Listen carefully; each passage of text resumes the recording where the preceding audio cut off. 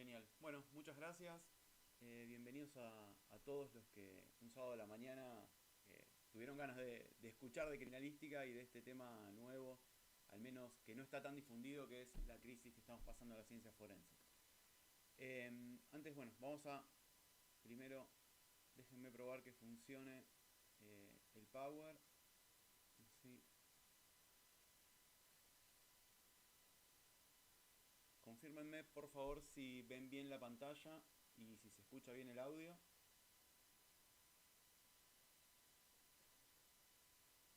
¿Estamos? ¿Me ven? ¿Se ve bien? Perfecto.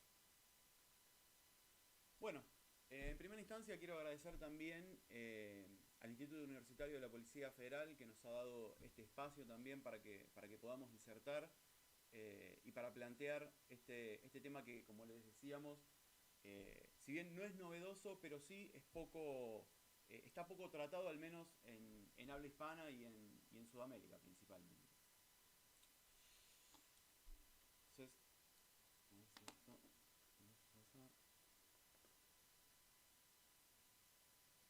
Bien. La estructura, de la forma que estructuramos este simposio, como ustedes ya saben, van a ser 2 encuentros, y como recién les había adelantado Nehuen, este primer encuentro lo que vamos a hacer es tratar de abordar de una forma general cuáles fueron las situaciones de tensión que se generaron para que las ciencias forenses lleguen a la situación en la que están actualmente. Vamos a hacer una mirada abarcativa y bastante general, haciendo hincapié principalmente en 5 eventos o en 5 acontecimientos que fueron claves en todo este proceso. Y en el encuentro de la semana que viene, ya con Nehuen, se van a dedicar a abordar puntualmente de qué manera la balística forense o la identificación balística, la examinación microscópica balística, fue afectada por todos estos movimientos y estas tensiones que hoy vamos a conversar. La estructura de esta primera charla la dividí arbitrariamente, si se quiere, en estos 4 bloques. Vamos a empezar conversando acerca de cuáles fueron los factores críticos, las primeras críticas o las primeras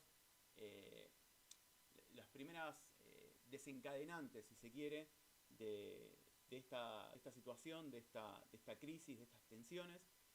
Vamos a ver cuál fue el primer abordaje que hizo el Congreso de los Estados Unidos a través del informe que le pide a la Academia Nacional de Ciencias, que es la NAS, ¿sí? Vamos a ver, después de la NAS, que fue en el año 2009, el informe que el Consejo Presidencial en Ciencia y Tecnología le hace también al presidente de los Estados Unidos, en el cual, en primera instancia, la NAS hace un informe generalizado. Después el informe presidencial es un poco más explícito y va directo a la evaluación de las disciplinas forenses y no tanto al sistema forense en conjunto, como había hecho en primera instancia la Academia Nacional de Ciencias. Y finalmente vamos a hacer unas consideraciones finales de acuerdo a todo lo que fuimos conversando. Mis objetivos son un poco ambiciosos para esta charla. Son 6 objetivos los que propuse. En primer lugar, reconocer a las disciplinas criminalísticas como cuerpos de conocimientos dinámicos en constante tensión y evolución y cambio. Es decir, que salir un poco de esa mirada que veo que muchas veces tenemos, que consideramos a la criminalística como un cuerpo estanco de conocimientos. Salimos con lo que aprendemos en la facultad, librito abajo del brazo, y después tratamos de desempeñarnos en nuestra labor diaria con los mismos conocimientos que adquirimos durante la etapa de facultad. Y esto no es viable, no es factible, ¿sí? Vamos a ver que dentro de la criminalística y dentro de cada una de las disciplinas en sí, se generan un montón de tensiones, de discusiones, y se va... perdón. Ahora sí. se van generando tensiones que generan cambios incluso en los fundamentos técnicos, ¿sí? Se van generando en los fundamentos científicos de las disciplinas, se van generando modificaciones que van de la mano de la evolución de la ciencia y de la evolución de la tecnología. El segundo objetivo es difundir algunas de las dinámicas y tensiones, como recién les explicaba, que suceden y las cuales son las discusiones actuales que se van dando en las disciplinas. Incentivar a la revisión de los fundamentos que tenemos incorporados muchas veces como órdenes establecidos y tratar de superar un poco esta bibliografía tradicional a la que nosotros solemos aferrarnos. Se van a dar cuenta que hay un sinnúmero de material para poder consultar, actualizado de distintas latitudes y que van abordando de forma más moderna o de forma más actual estas cuestiones.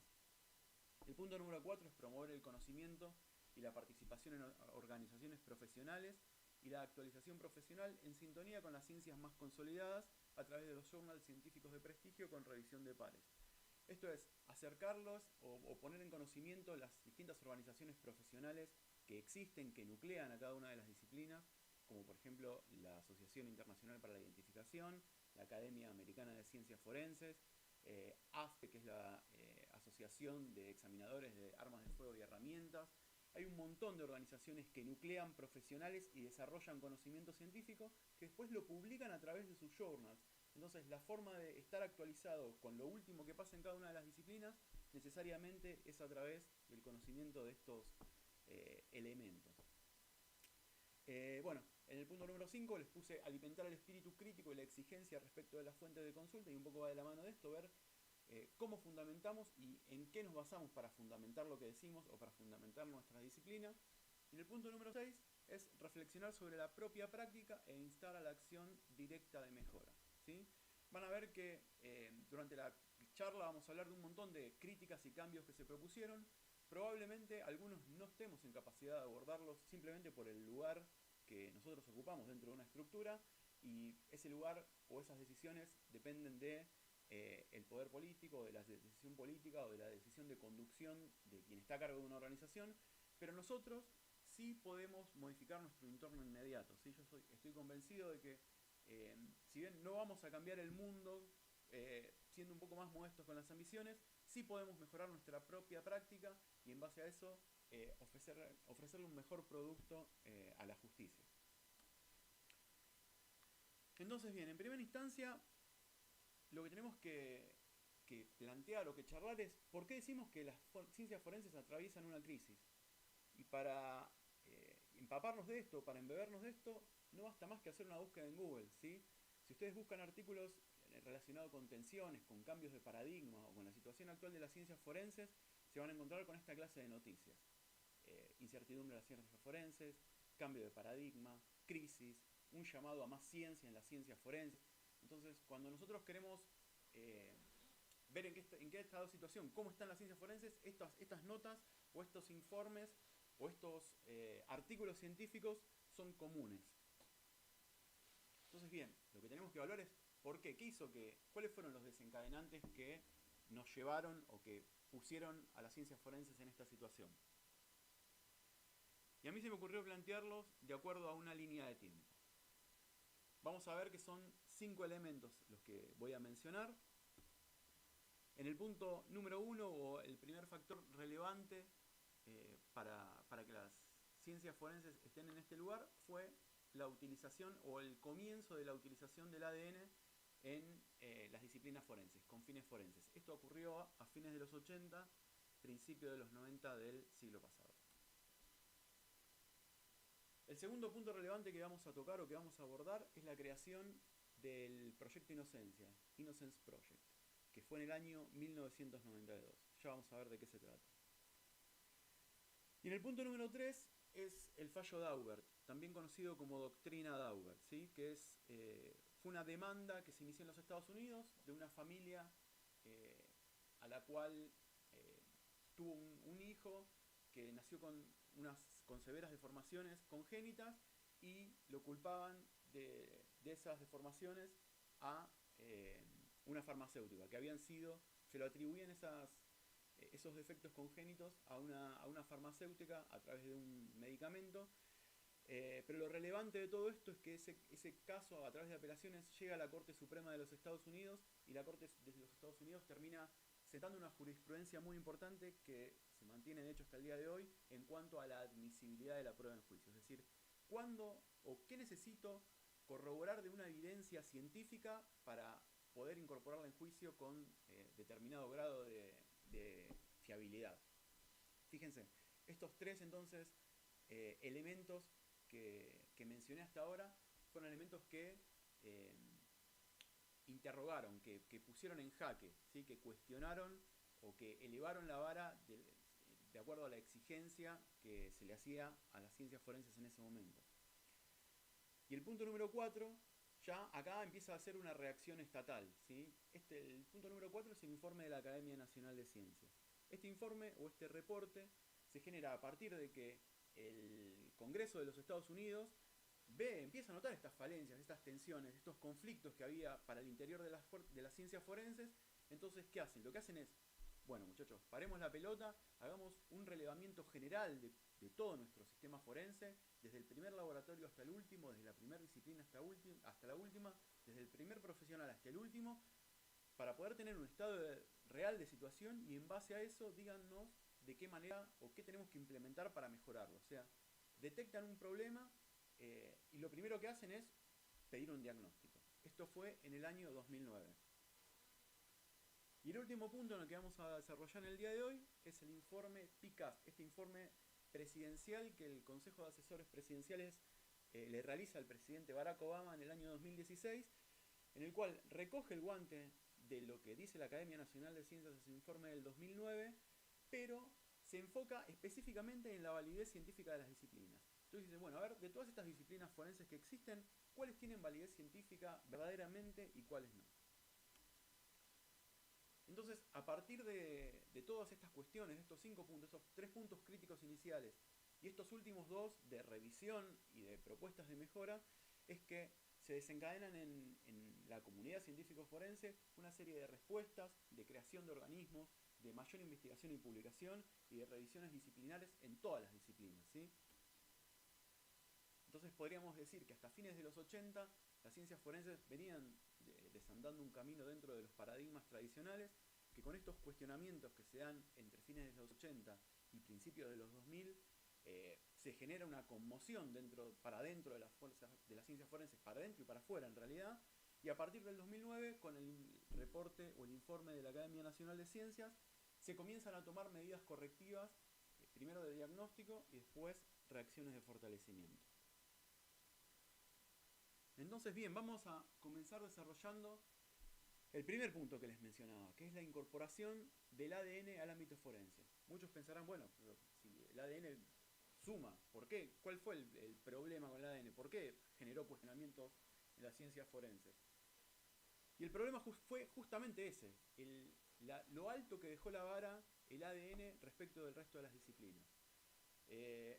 El ADN, como les dije, se comenzó a utilizar en fines de los años 80, principios de los 90, dentro del ámbito forense, y en primera instancia, como era una prueba nueva que no se había usado nunca hasta el momento, era mirada con recelo por parte de la justicia, no se aceptó muy fácil. Entonces le empezaron a exigir, le empezaron a poner un montón de exigencias que debía cumplir para validar o para aseverar su validez científica, ¿sí? Entonces, ¿qué fue lo que hizo el ADN? Evidentemente, o efectivamente, lo que hizo fue validarlo. Desarrollaron métodos estadísticos muy claros y matemáticamente sustentables, y a su vez tenían el respaldo de bases de datos, o sea que podían brindar sus conclusiones en base a estadística fiable y con origen en las bases de datos que tenían de consulta. Esto lo que hace fue generar un estándar de calidad tan alto que después se empezó a mirar con recelo al resto de las ciencias forenses, porque decían, si el ADN es capaz de brindarme una respuesta de determinada calidad, ¿qué pasa con el resto de las disciplinas? ¿Sí? Entonces fíjense lo que dice algunos pasajes que subrayé o que marqué del libro de Michael Bowers. Dice que el ADN comenzó a exponer algunas de las temblorosas fundamentaciones en las cuales reposaban otras ciencias forenses. Y después hace mención a esto que yo les decía, que el ADN tiene una manera de expresar las conclusiones en una forma de probabilidades y estadística que son matemáticamente aceptables y que están respaldadas por estas bases de datos. Incluso el informe que yo les mencionaba, lo vamos a desarrollar más adelante, pero me pareció interesante este pasaje del reporte PICAST del 2016. Fíjense lo que dice que irónicamente fue el surgimiento y la maduración de una nueva ciencia forense, el análisis del ADN en los años 90, lo que primero condujo a serios cuestionamientos sobre la validez de algunas disciplinas forenses tradicionales. Entonces, y declaraciones de este tipo se encuentran con frecuencia cuando ustedes se ponen a revisar la bibliografía, ¿sí? Entonces, hay un común acuerdo que uno de los primeros desencadenantes de esta situación de las ciencias forenses fue efectivamente la aparición del ADN. Como les mencioné en la línea de tiempo, en el punto número 2 tenemos que la creación del Proyecto Inocencia. El Proyecto Inocencia es una organización sin fines de lucro que nace en los Estados Unidos con el fin de revisar las condenas de aquellas personas que habían sido sentenciadas de forma injusta, ¿sí? Es decir, personas inocentes que estaban encarceladas y muchas de esas personas encarceladas habían sido sentenciadas o enjuiciadas utilizando evidencia científica, evidencia física de mala calidad, o lo que se denomina junk science, ciencia basura. Hasta el año 2018, el Proyecto Inocencia había logrado liberar a 300 personas que habían sido inocentes. Esto es, 300 personas que estaban cumpliendo delitos, o que estaban cumpliendo condenas, perdón, por delitos que no habían cometido, ¿sí? Y fíjense lo que plantea este libro de Wendy Cohen y Michael Bowers también. Dice que de esas 300 personas, al menos la mitad, ¿sí?, habían tenido como factor decisivo ciencia forense defectuosa o afirmaciones inapropiadas de disciplinas legítimas. Y esto es clave, porque muchas veces la disciplina es legítima, pero la falencia estaba en el perito, que se extralimitaba en sus conclusiones o exageraba el resultado de sus conclusiones. Entonces, bueno, al menos en la mitad de los casos se había utilizado ciencia basura para condenar a estas personas. Y hablamos de, al año 2018, 300 prisioneros inocentes, y sin contar aquellas que fueron sentenciadas a muerte. Jamás lo sabremos, pero seguramente si tuviéramos la posibilidad de hacer una revisión, encontraríamos casos. Entonces, el Proyecto Inocencia, toda esta estructura la monta básicamente de acuerdo a al comienzo de la utilización del ADN. Lo que hacen es empezar a revisar causas viejas, ¿sí? Uno de los requisitos fundamentales es que la persona sea inocente, y a través de la utilización de ADN proponen nuevos exámenes que en su momento no existían para probar la inocencia de las personas que estaban condenadas. Voy a citar algunos ejemplos solamente, muy someramente.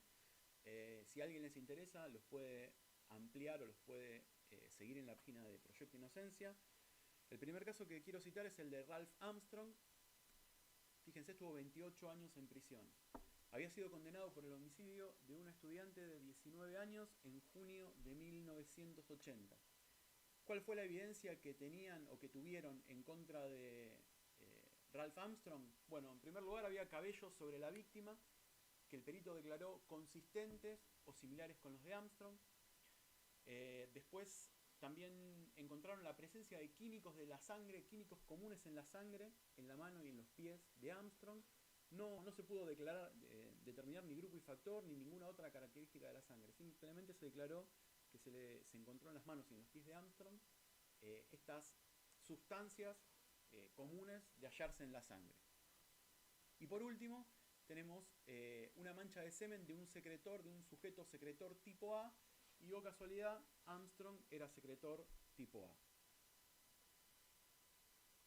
¿Qué fue lo que pasó? Interviene el Proyecto Inocencia, y cuando empieza a proponer o cuando empiezan a realizar estudios de ADN, resulta que los cabellos que habían hallado no eran ni de Armstrong ni del novio de la víctima, ¿sí? El semen hallado en las prendas de la víctima correspondía al novio. A través de estudios de ADN mitocondrial determinaron que otros cabellos que habían sido encontrados en el lugar del hecho no eran de Armstrong. A través del ADN también se estudiaron 6 vellos púbicos obtenidos por arrancamiento que estaban sobre la víctima, que habían sido arrancados, y resulta que no eran ni de Armstrong, ni del novio, ni de la víctima. O sea que teníamos un tercer aportante un cuarto aportante en realidad, que desconocíamos quién era. Y por último, se halló una nueva mancha de semen que no se correspondía ni con Armstrong ni con el novio de la víctima. Entonces, a partir de toda esta evidencia basada en ADN, es que logran la libertad de Ralph Armstrong. Otro ejemplo de ciencia fallida, este ya no corresponde a Innocence Project, pero sí es un ejemplo común que es sumamente conocido de aplicación de ciencias forenses en forma fallida, es el de Brandon Mayfield. Brandon Mayfield es un abogado convertido al Islam, él reside en Estados Unidos y fue acusado del atentado del 11M del 2004 en Atocha, en Madrid, a través de una huella dactilar que se había logrado revelar sobre la bolsa en la cual estaban los explosivos. En primera instancia, entonces, se obtiene una huella latente de esa bolsa, la policía de España la comparte a través de Interpol, el FBI le da identidad con Brandon Mayfield y Brandon Mayfield es detenido por terrorista en los Estados Unidos. Imagínense con el trato o la importancia de la acusación que le estaban haciendo, que en Estados Unidos nada más ni nada menos te acusan de terrorista. Esto es lo que salía publicado en los medios en primera instancia, pero después resulta que la policía de España realiza otra nueva búsqueda y da identidad con una persona diferente. La huella dactilar que el FBI había adjudicado al abogado de Estados Unidos resulta que en realidad era de un ciudadano argelino. Esto después efectivamente es confirmado y el FBI asume la identificación errónea que habían realizado y impulsa un estudio para ver qué es lo que había pasado o cuáles eran los factores que habían incidido para alcanzar esta identificación errónea. Y volvemos ahora sí en el último caso que les quiero mencionar, que es el de Keith Allen Harvard. Keith Allen Harvard fue condenado por el homicidio de un hombre y el abuso sexual de la persona de este hombre que fue asesinado. ¿Por qué fue condenado? Bueno, fundamentalmente porque 6 peritos coincidieron que las marcas de mordedura que habían hallado en la víctima coincidían con las de Harvard. El proyecto Inocencia lo que hizo fue recoger una premisa o una afirmación que lanzó la Academia Nacional de Ciencias en su informe del 2009, en el cual expresaba, y adelantándome un poquito de los hechos, ya lo vamos a ver un poco más adelante esto, pero la Academia Nacional de Ciencias en su informe dice que no hay base científica para identificar a un individuo a través de las marcas de mordedura. Dada esta circunstancia, el estado de Texas dejó de utilizar la marca de mordeduras como evidencia científica en juicio. El proyecto Inocencia recoge esta afirmación, esta secesión de utilización del método y pide la revisión de Keith Allen Harvard, que es liberado en 2016 después de estar 33 años preso. Si a alguien le interesa la historia y la quiere ampliar, la pueden ver en la serie de Netflix de Innocence Files. Uno de los capítulos está dedicado a este caso. Y ahora les quiero presentar al profesor Brandon Garrett. El profesor Brandon Garrett es profesor de Derecho en la Escuela de Derecho de la Universidad de Duke. Fue docente en la Universidad de Virginia y realizó investigaciones sobre el sistema de justicia estadounidense. Es director del Centro para la Ciencia y la Justicia de la Universidad de Duke, que es una organización de similares características a Proyecto Inocencia. Tiene libros publicados por las universidades de Harvard, California y traducidos a varios idiomas y en varios continentes. Es autor de una innumerable cantidad de artículos. Colaboró con la redacción de capítulos en diversas publicaciones. Sus trabajos fueron citados por diversas cortes, entre ellas la Corte Suprema de los Estados Unidos, la de Canadá y la de Israel. La realidad es que el currículum del profesor Garrett es impresionante. Se los dejo por si a alguien le interesa también ampliar o conocer un poco más en ese enlace. Y no solo tiene este currículum, sino que también fue sumamente generoso. Yo lo había escuchado hace unos 15 o 20 días en una charla que dio para la Policía Nacional de Corea, en la cual disertó sobre estas cuestiones y sobre las investigaciones que él hace. Me pareció sumamente interesante, lo contacté y muy generosamente nos compartió este material.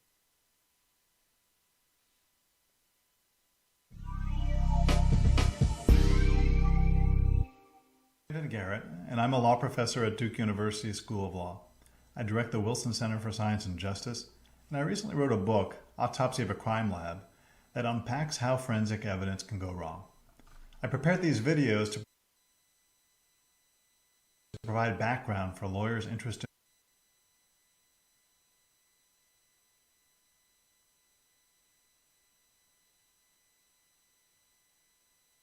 in rethinking how they litigate forensic evidence in court.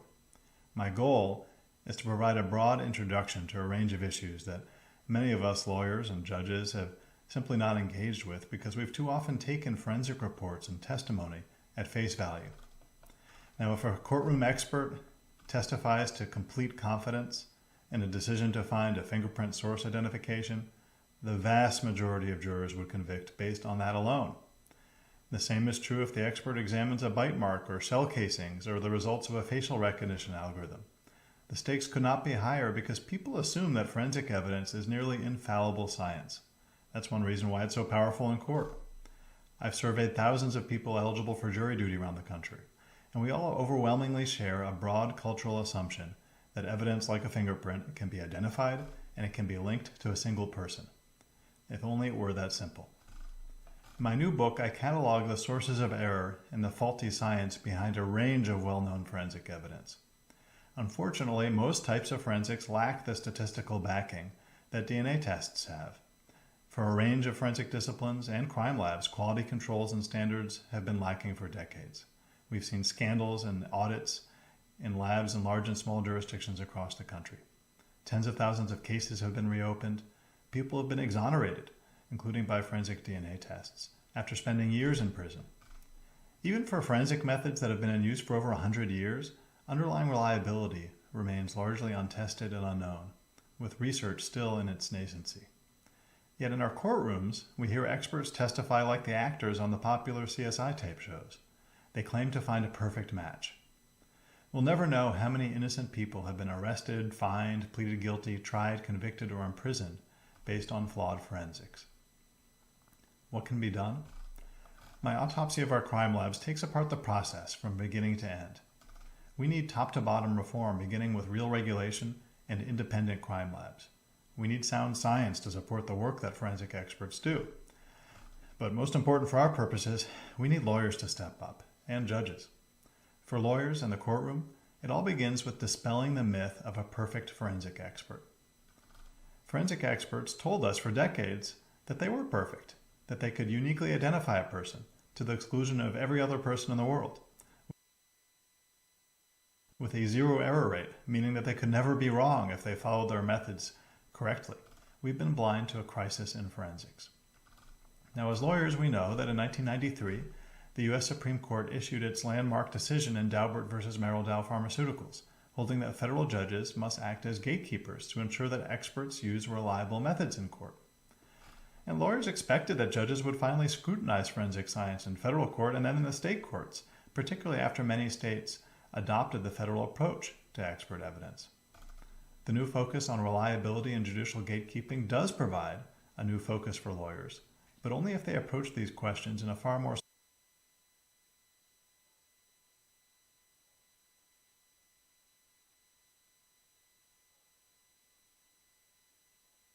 sophisticated way than in the past. And for many years, lawyers only hesitantly raised reliability concerns about forensic evidence, like the bite mark evidence used in Keith Harward's case, and enjoyed very little success in the courts. Now, particularly when DNA testing became more common by the mid-1990s, more scientists, law professors, social scientists, and some defense lawyers began to ask, well, where's the research that supports the traditional non-DNA forensics? They were largely ignored, particularly in our courts. That's why there's so much that lawyers can do today to raise these issues to the forefront. We need to stop using grossly unreliable techniques like the bite mark comparisons, but also we need to be more cautious and careful when permitting traditional forensics like fingerprinting to be used in courtrooms. Judges have been almost totally unwilling to step in. However, these so-called experts should have to meet a bar, a very high bar, as exoneree Keith Harward has put it. We can fix forensics. Forensics is like air travel or pharmaceuticals, which we carefully regulate, both through administrative agencies and in our courtrooms, because the consequences are too great to leave them unregulated. Forensics are not like astrology, which we don't regulate because we don't expect it to be reliable. We need national regulation of forensics. Lawyers can lead this fight by educating judges and jurors. We can counter the false assumptions that people have, the assumption that forensics cannot be wrong, that there are such a thing as a perfect match. That is what these CLE videos are designed to help you do. Thank you.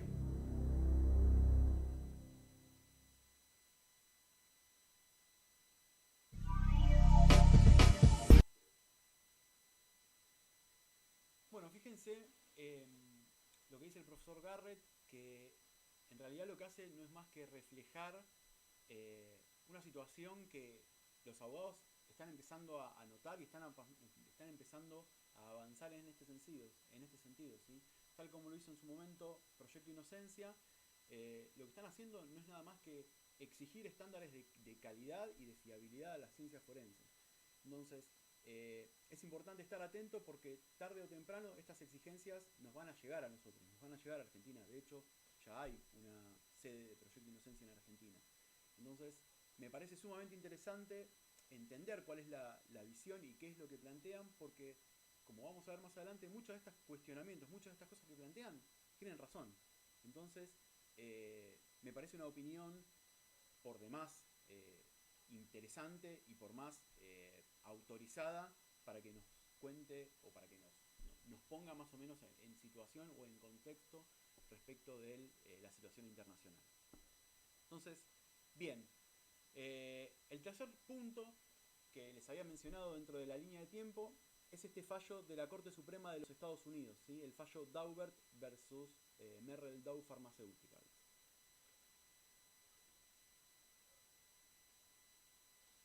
Para que se entienda clarito, les preparé también este breve video, en realidad conseguí este breve video.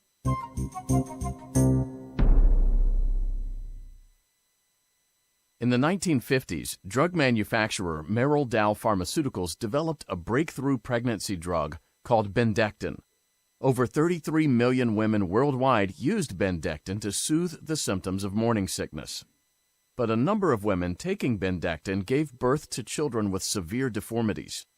Lawsuits brought by families who blamed Bendectin for the defects became so numerous and expensive that Merrell Dow took the drug off the market in 1983. Despite the allegations against Merrell Dow, it was never clear that Bendectin actually caused birth defects, even after the drug was taken off the shelves. Jason Daubert and Eric Schuler were born with birth defects to mothers who took Bendectin.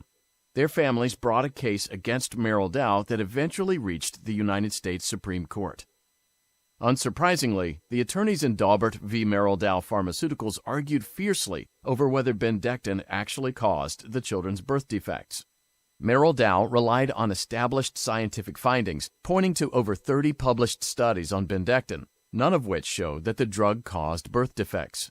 The plaintiff's attorneys countered with 8 expert witnesses, all with impressive credentials, who believed that Bendectin caused birth defects. These experts did not base their opinions on the accepted conclusions of studies on the drug's effects on humans. Instead, the experts relied on indirect evidence, including tests on animals, evaluations of the drug's chemical makeup, and reanalysis of previous studies. The Federal District Court in California applied the common law Frye test and ultimately decided that the plaintiff's expert testimony was inadmissible. The test, named for the 1923 case Frye v. United States that established it, required that admissible scientific expert testimony be based on principles that are, quote, generally accepted, unquote, by the scientific community. The indirect studies that the plaintiff's experts relied on did not meet this test. Therefore, the district court granted summary judgment for Merrell Dow. On appeal, the United States Court of Appeals for the Ninth Circuit agreed. The plaintiffs petitioned the U.S. Supreme Court for cert. The court granted the request. Bien. Entonces, después de todo ese camino, la Corte Suprema de los Estados Unidos acepta el recurso que le presenta la familia Daubert.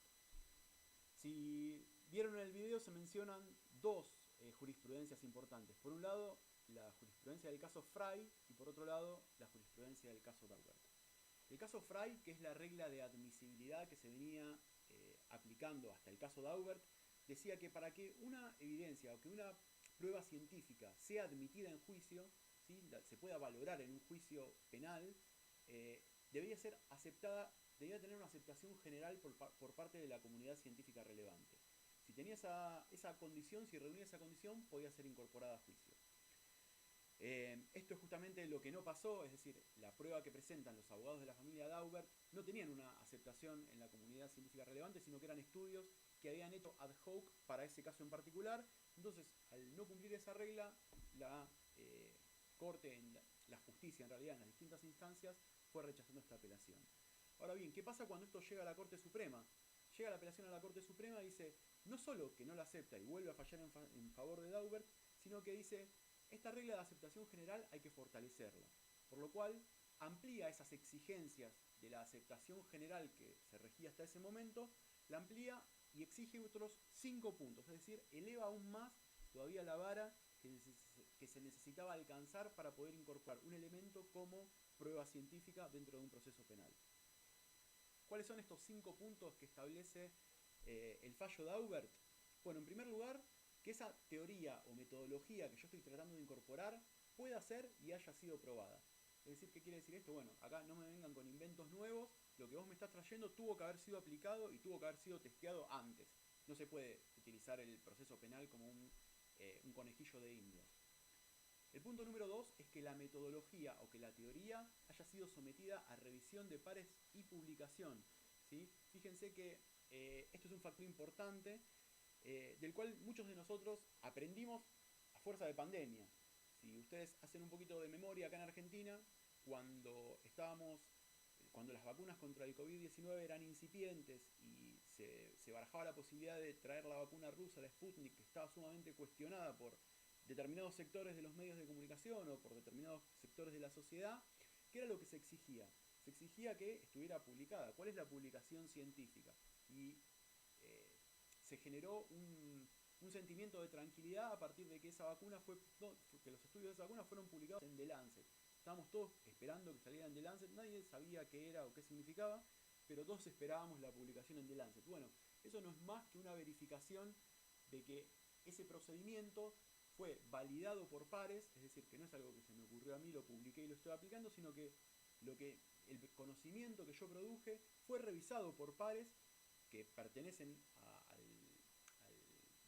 la junta de edición o a los editores de esa revista, que además tiene un prestigio dentro de la comunidad científica, admitieron mi conocimiento y lo publicaron. Dentro de la comunidad científica es muy importante la publicación, no solo por la divulgación, sino por la validación que hace del conocimiento que yo estoy tratando de incorporar. Entonces lo que dice la justicia en el caso Daubert es, bueno, si ustedes quieren incorporar algo, que esté una metodología, que esté sometida a revisión de pares y a publicación. Y en el punto número 3 plantea que hay que conocer el error que existe o que puede llegar a tener esa metodología o teoría. Es decir, que hay que conocer los rangos de error en los que se maneja. ¿Qué es el rango de error? Bueno, con qué frecuencia yo obtengo un resultado incorrecto al aplicar esa técnica. Por otro lado, la existencia y el cumplimiento de estándares y procedimientos. Es decir, esta metodología o esta teoría que yo estoy aplicando, ¿existen estándares? ¿Existen protocolos para aplicarla? Y si existen, en este caso en particular, ¿se aplicaron? Y por último, que la teoría o metodología tenga amplia aceptación por parte de la comunidad científica relevante, y esto va un poco en sintonía o retoma lo que hasta ese momento se conocía como la doctrina Frey. Todo esto, este rol que la Corte Suprema de los Estados Unidos le da al juez de gatekeeper, de custodio, ¿es para qué? Para evitar que se pueda incorporar cualquier cosa, que a cualquier trasnochado se le ocurra un método, una tecnología o una forma de hacer algo, y que ese procedimiento que no esté validado por nadie se incorpore o se utilice para sentenciar a una persona. Entonces, lo que hace la Corte Suprema de Estados Unidos es otorgarle este rol de guardián, de gatekeeper al juez. Tengan en cuenta que la doctrina o el fallo Daubert no es un fallo obligatorio, no es de cumplimiento obligatorio, sino que es una recomendación firme que la Corte Suprema de los Estados Unidos le hace a los jueces de ese país. Y como les decía recién, imagínense que a mí un día se me ocurre inventar el método JPA para, por decir cualquier cosa o por poner algunos ejemplos, identificar armas de fuego a través del sonido. Entonces yo digo que yo tengo la capacidad de diferenciar armas a través del sonido que hacen cuando se produce un disparo, y eso lo quiero utilizar, o mañana se me ocurre ir a planteárselo a un juez o a un fiscal que utilice ese método que yo diseñé, que es propio, como evidencia en un juicio. O se me ocurre inventar el método JPA para establecer la distancia de disparo en base a los residuos de disparo, sin que sea necesario contar con el arma involucrada. O para tener una fecha, hora, con minutos y segundos, de forma precisa la data de muerte de una persona. Entonces, yo presento ese método, quiero utilizar ese método en la justicia, y ¿qué van a decir? Pare, momento. A ver, su metodología o teoría ya fue probada, puede ser probada. Esa metodología fue sometida a revisión de pares, está publicada en algún lado que le dé aval científico. ¿Cuál es el error que maneja en su técnica? ¿Cuáles son los estándares que sigue? ¿Y está aceptada esa metodología por la comunidad científica relevante, o es algo que se le ocurrió a usted y me lo trajo? Entonces, esta serie de 5 pasos, estas 5 preguntas que el juez debe hacerse y a la que debe someter a la evidencia que se intenta incorporar, son sumamente importantes para esto, para no incorporar al proceso junk science o ciencia basura. Y bien, pasamos al punto número 4, ya en la etapa de, digamos, diagnóstico. Diagnóstico y búsqueda de soluciones. Ya tenemos planteados cuáles son los problemas y cuáles fueron los cuestionamientos que empezaron a surgir y las organizaciones que empezaron a cuestionar a las ciencias forenses. Entonces vamos a ver cuál fue la primera respuesta que tuvo el Congreso de los Estados Unidos acerca de esos problemas. Para eso les quiero presentar a Barry Fisher. Barry Fisher es exdirector del Laboratorio de Criminalística de Los Ángeles, es miembro distinguido y expresidente de la Academia Americana de Ciencias Forenses, donde fue premiado con el galardón más alto que entrega esta organización. Es expresidente de la Academia Internacional de Ciencias Forenses y de la Asociación de Laboratorios Criminalísticos de los Estados Unidos, de directores. Fue miembro de los consejos de redacción de los journals científicos más importantes, el Journal de Forensic Science, el de Forensic Identification. Es autor del libro Técnicas para la investigación de la escena del crimen, que ya va por su 8ª edición, y es coautor de otra gran cantidad de publicaciones científicas. Es convocado para dictar conferencias y para hablar en distintos países del mundo. Disertó en Estados Unidos, Canadá, Inglaterra, Australia, Singapur, Francia, y además de tener una vasta trayectoria como criminalista, también tuvo la generosidad de grabarnos este video para contarnos algunas cuestiones.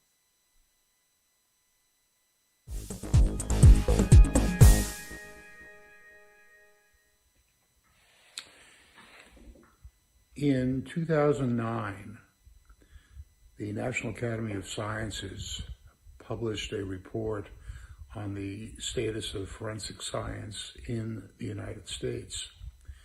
That report caused shockwaves across the profession. In it, it laid out a number of issues, problems that forensic scientists have known about and had yet to deal with. After that report came out, another report published by the President's Council on Science, PCAST, issued another equally problematic report, which called for trace evidence, comparative evidence, to have statistical information associated with it to give juries and judges an idea of the significance of that information. At the present time, many of the suggestions have yet to be adopted, although some certainly have been. One of the major issues that we're trying to face right now in the United States is, how do you quantify the meaning of conclusions that are issued in laboratories? In other words, when two samples are similar, consistent with, unique, what do those actually mean in terms of statistical values? Statistics are available for some types of forensic evidence, namely DNA evidence, but for a whole host of other comparative types of analyses, they are not. The data does not exist for example, fingerprints. When two samples are matches, what does this actually mean? Is it a unique match? Can we say with statistical certainty that they came from one and only one individual? Or is that not feasible? So the question that we are trying to deal with at the present time is, how can this information be quantified? And if we're not able to quantify two shoe prints, fingerprints, tool marks, bullet comparisons, how can we describe this information to lay people? Another issue that we're facing is in the area of bias. Professor Ithiel Dror from London, England, has published a number of studies where he has shown that there is bias present in forensic examinations. One test he did was he gave individuals a set of fingerprints to examine, and he told them that they were from a terrorist investigation. He then gave these people the same prints 6 months later with any additional information, and it turned out that the results did not match up. The information, which was not the truth, about them being affiliated with terrorist incidences, caused the examiners to bias their conclusions in favor of the law enforcement belief. So that's another issue that we're dealing with. We're struggling along here in the United States, and most of the issues being raised are because the defense attorney groups around the U.S., groups such as the Innocence Project, have become very able to seriously question forensic science conclusions. Thank you for an opportunity to give you a brief review of where we are in United States forensic science. If you have further questions, they can be sent to me by email. The person who asked me to put this together has my contact information. Thanks, everyone, and have a great day. Bye.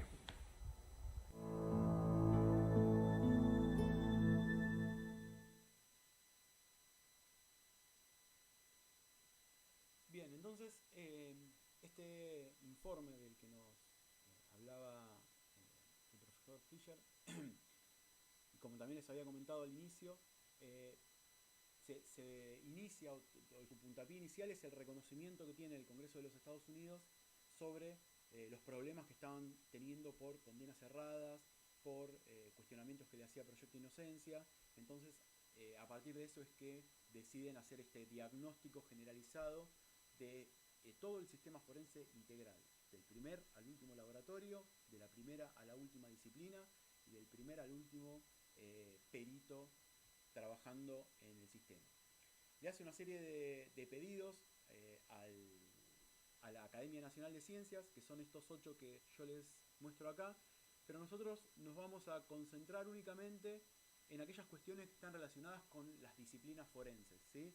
No, si bien les recomiendo que lo lean y si tienen la posibilidad que analicen todo el reporte o todo el informe, se van a encontrar que hay muchas críticas o muchas cuestiones de las que se tratan con las cuales se van a sentir identificados en cuanto a presupuesto, falta de personal, la cantidad de horas que trabajan. Es decir, el informe es completamente integral.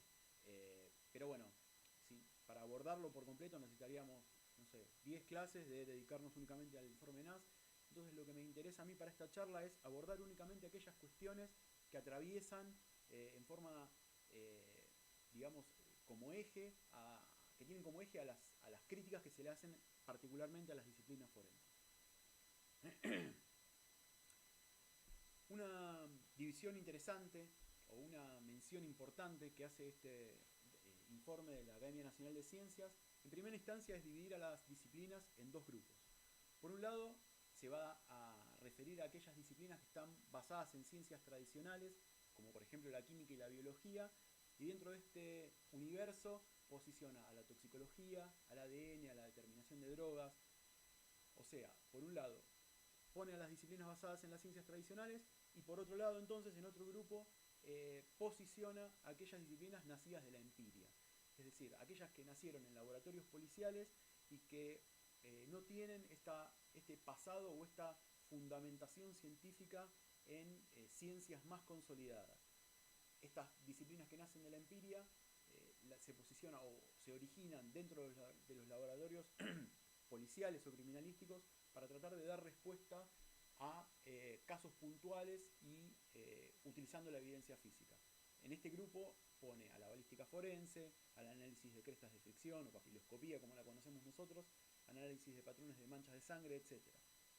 Y otro aporte sumamente importante que hace el informe de la Academia Nacional de Ciencias, y un poco también nos lo adelantaba el profesor Fischer de la mano de la obra de Itiel Dror, introduce esta noción de los sesgos. ¿Qué son los sesgos y cómo afectan a la labor forense? Y ahora quiero hacer un paréntesis para abarcar un poquito este tema. Si aquellos que recibieron la encuesta y la pudieron contestar, se habrán dado cuenta que una de las preguntas era si el perito tiene la capacidad de abstraerse voluntariamente de todas las influencias externas para brindar una conclusión que no esté viciada. Sobre 83 respuestas, el 71,1% dijo que sí, que el perito tiene esa capacidad, y el 28,9% dijo que no. Fíjense lo que nos dice la Academia Nacional de Ciencias respecto de los sesgos.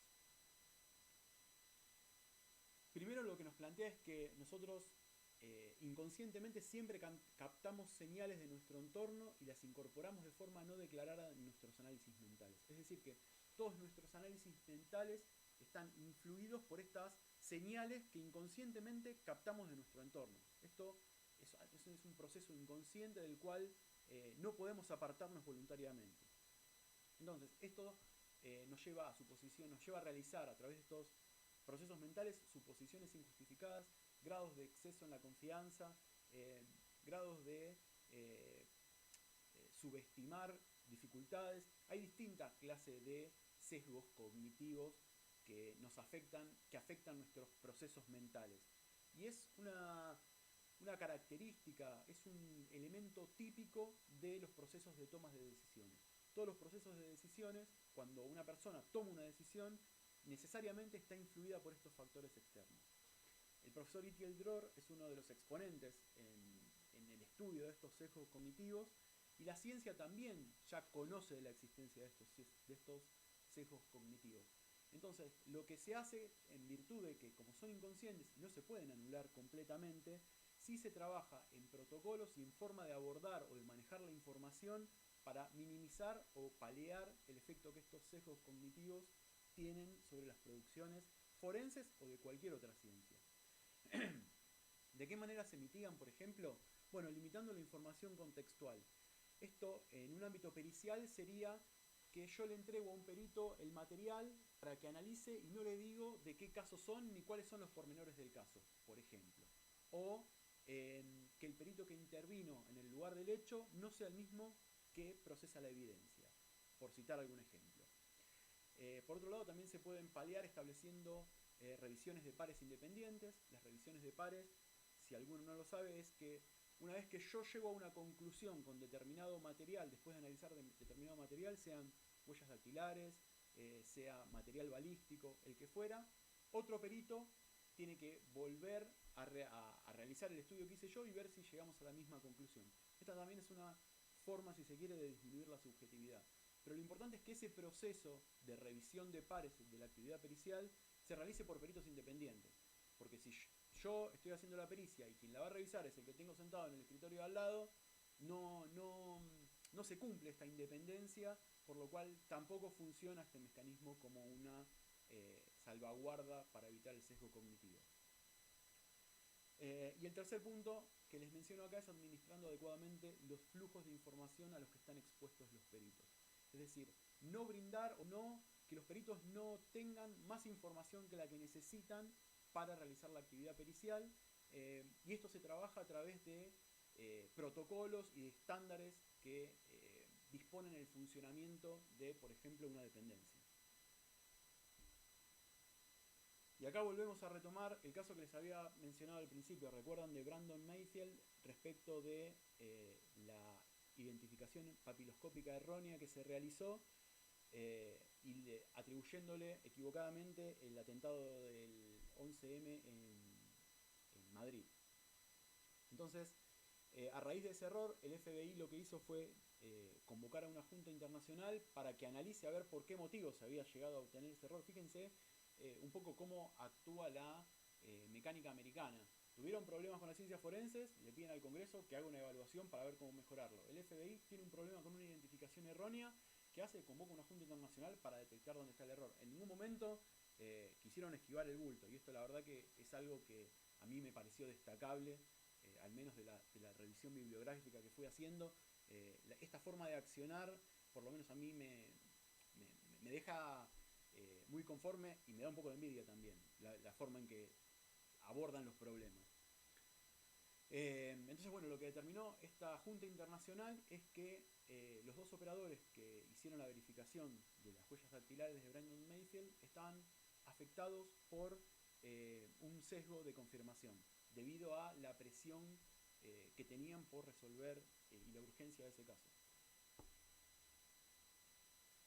Bien, retomando un poco entonces, volviendo al eje de las afirmaciones que hace la Academia Nacional de Ciencias sobre las disciplinas forenses, particularmente nos vamos a abocar ahora a esas disciplinas forenses que la Academia Nacional de Ciencias consideró como empíricas o englobó dentro del grupo de las empíricas, y hace afirmaciones del tipo de que nunca han sido expuestas a un riguroso escrutinio científico, plantea que fueron desarrolladas en laboratorios criminalísticos, y que el estudio de sus limitaciones y sus fundamentos nunca fue una prioridad. O sea, nunca se paró la pelota y le dijeron, bueno, a ver cuáles son los fundamentos científicos verdaderos que sostienen mi disciplina. Si bien reconocen de que hay alguna lógica a través de la aplicación de esta técnica, no es adivinación, no es astrología, sino que funciona los pilares tienen alguna lógica de aplicación, pero están débiles en cuanto a la fundamentación científica. También, por otro lado, plantea que algunas personas dentro de la comunidad de las ciencias forenses o de las fuerzas de seguridad creen que porque desarrollaron una habilidad para superar los contrainterrogatorios en las instancias de debate oral, que eso es suficiente para demostrar la fiabilidad de la prueba. Y esto, lejos de permitir revisiones y de permitir fortalecer los fundamentos, lo que hace es ir en detrimento, porque pone todo el tiempo una barrera sobre la revisión de las propias prácticas. Por otro lado, también dice que estas disciplinas tienen fallas en el reconocimiento de la incertidumbre, no sabemos cuál es el error, y que afirmaciones de coincidencias 100%, o sea, de que mi disciplina tiene un 100% de eficacia o de efectividad, se contradicen con los hallazgos en las pruebas de idoneidad. Algunas disciplinas ya habían comenzado a desarrollar en el año 2009 algunos incipientes trabajos para determinar cuál era el grado de error que se manejaban. Entonces, resulta que esas tasas de error en algunas disciplinas eran sustanciales, pero sin embargo los peritos afirmaban que tenían una eficiencia del 100%. Algunas de las disciplinas en las cuales se detectó esto fue la identificación de la voz y el análisis de las mordeduras. Por otro lado, también hace mención de la insistencia que tienen algunos practicantes forenses en insistir en esto de que la disciplina tiene una precisión perfecta y que no produce errores. Y bueno, y lo que yo recién les decía, esto ha obstaculizado el esfuerzo por evaluar la utilidad de las disciplinas de las ciencias forenses. Entonces, acá a modo de síntesis súper breve, tengan en cuenta que el informe NAS lo que hace es desarrollar puntualmente cada una de estas disciplinas que fueron analizando. Yo lo que hice fue armar una suerte de semáforo, ¿sí? Van a ver que están en verde análisis de fibras, análisis de pinturas y análisis de explosivos y acelerantes. Estas tres disciplinas son las que tienen una base química consolidada. Entonces, son repetibles, son ensayos que están estandarizados y pueden repetirse en cualquier laboratorio y son las que menos problemas tuvieron.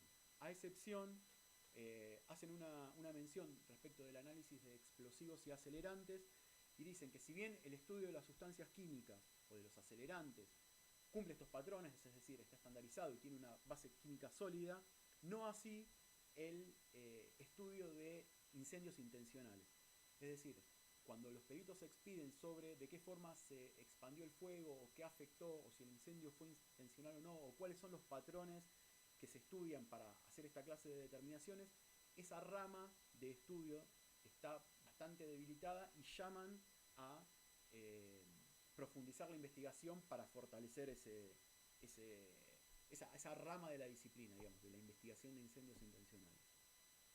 Por otro lado, respecto del análisis de documento, análisis de crestas de fricción, análisis de impresiones de calzado y neumáticos, análisis de armas de fuego y marcas de herramientas, análisis de patrones de manchas de sangre, lo que plantean es que, bueno, si bien hay determinada lógica dentro de las metodologías que utilizan, los fundamentos científicos y la determinación de márgenes de error son bastante polémicas, por lo cual llaman a profundizar, llaman a estandarizar las prácticas, llaman a profundizar los fundamentos, llaman a mejorar las disciplinas. Reconocen determinado valor, pero establecen esta necesidad de profundizarla necesariamente.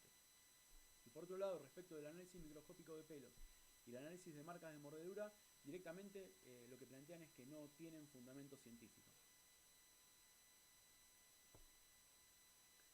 Entonces, en base a la conclusión, digamos, de este informe, en base a todas las observaciones que fueron realizando, es esta lista de 13 recomendaciones. Y de nuevo, no me quiero poner a analizar en detalle una por una, sino que señalé aquellas que atraviesan las disciplinas forenses.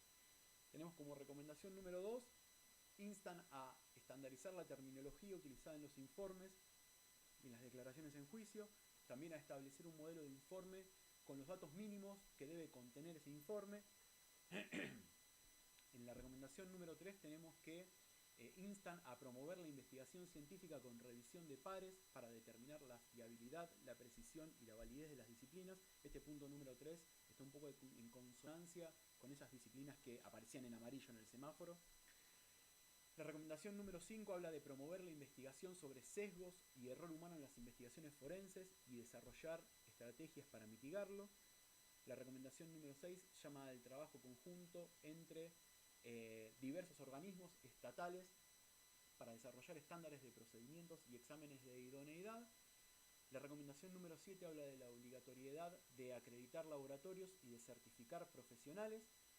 Y de la mano de esto viene la recomendación número 8 que llama a implementar sistemas de gestión de calidad en los laboratorios forenses. Y fíjense cómo estas recomendaciones desató una serie de reacciones por parte de diversos actores dentro de la comunidad científica estadounidense. Solo tengan en cuenta que no es un análisis exhaustivo de cada una de las respuestas, sino algunas de las que se dieron y están citadas a modo de ejemplo. Por ejemplo, respecto de la recomendación número 2, que instaba a estandarizar la terminología utilizada en los informes y declaraciones en juicio, tenemos que el Departamento de Justicia sacó diversos documentos de hecho están en la página web del organismo, para unificar el lenguaje en el cual utilizan los expertos, los peritos, en el testimonio y en los informes. Y fíjense, tenemos un documento aprobado en 2021 para antropología forense, que a su vez había sido aprobado en realidad en 2019 y se revisó en 2021. Tenemos otro para química, otro para examen forense de documentos, otro para ADN, y si siguen bajando en la página van a encontrar para cada una de las disciplinas una guía de lenguaje uniforme para que todos los peritos básicamente empiecen a hablar el mismo idioma. Esto no es lo único. También tenemos que la ASTM, que es una organización internacional que se dedica al desarrollo de normas de calidad y de normas de estandarización, sacó a través de su comité E30, que es el comité que se dedica a las cuestiones de ciencias forenses, el estándar E1732 en el año 2019, en el cual también estandariza terminología de uso forense. OSAC, que ya en un poquito más vamos a ver qué es la OSAC, saca un listado de términos, de términos preferentes para utilizar en la labor forense. A su vez también tiene un lexicón, que es una suerte de diccionario en línea, en la cual hay una gran variedad de definiciones y términos para utilizar en el área forense.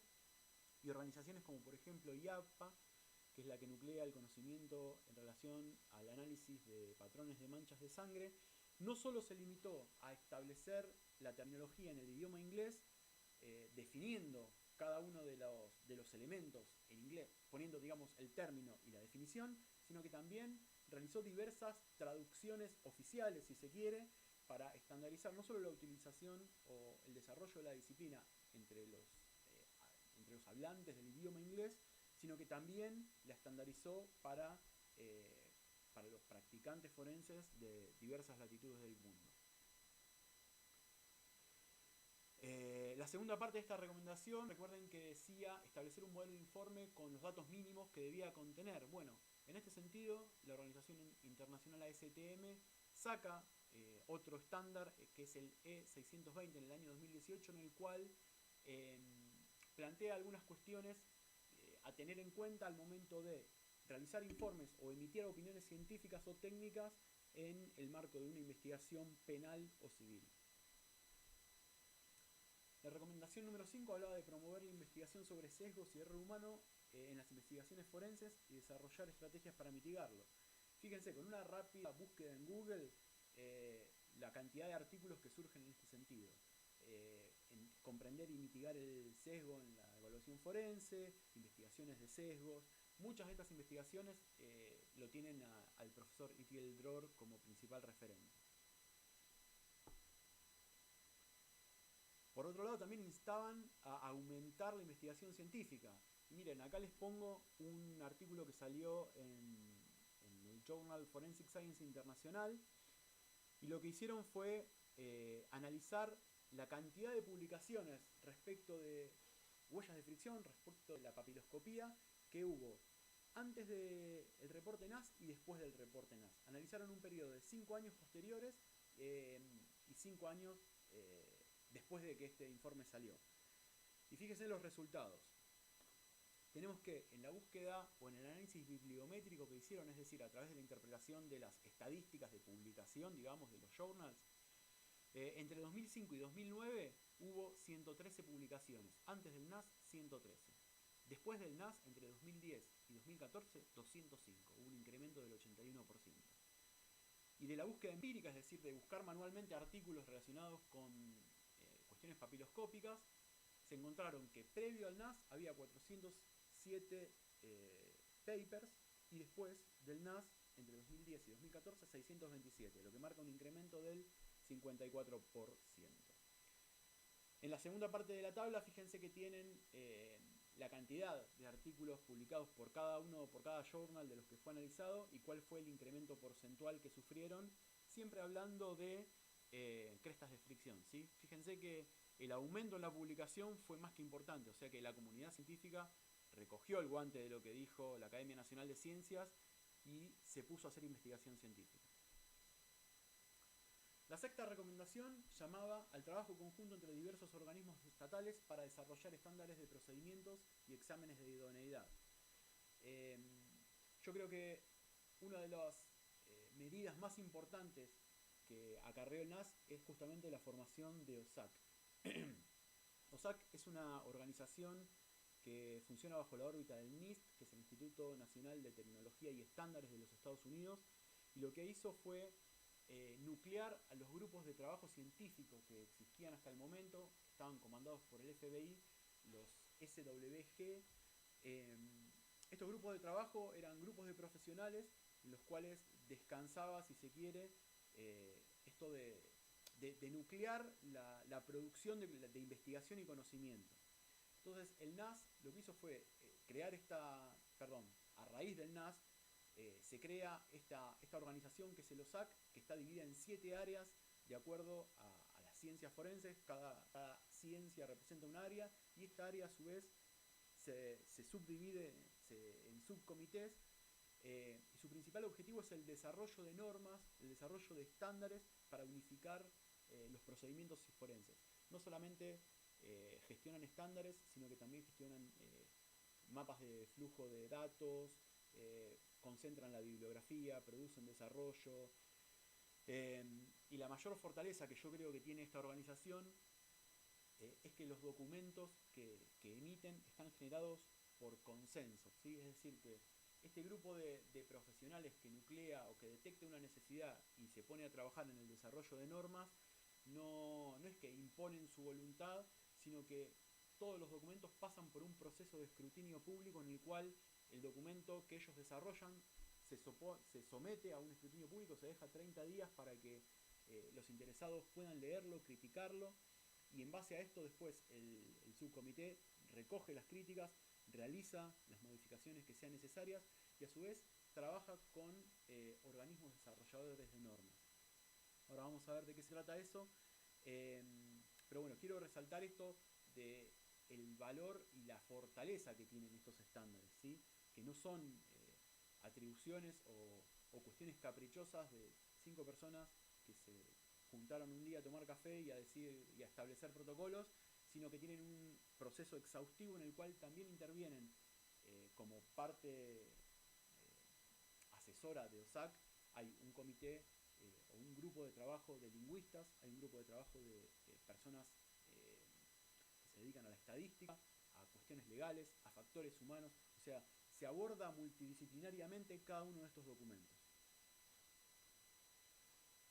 Y previo a que pasen a formar parte de este registro OSAC de forma definitiva, ¿sí? Porque hay un paso previo que es la publicación como estándar propuesto, es decir, el subcomité de OSAC detecta la necesidad, genera el estándar, lo somete a escrutinio público y una vez que hace las correcciones que el público le sugirió, publican en el registro el estándar propuesto. Una vez que lo publican como estándar propuesto, también lo mandan a estos organismos que yo les menciono acá, que son el ANSI, ISO, ASTM, la ADA o la NFPA, que lo que hacen estos organismos es tienen mecanismos propios para validar o para desarrollar normas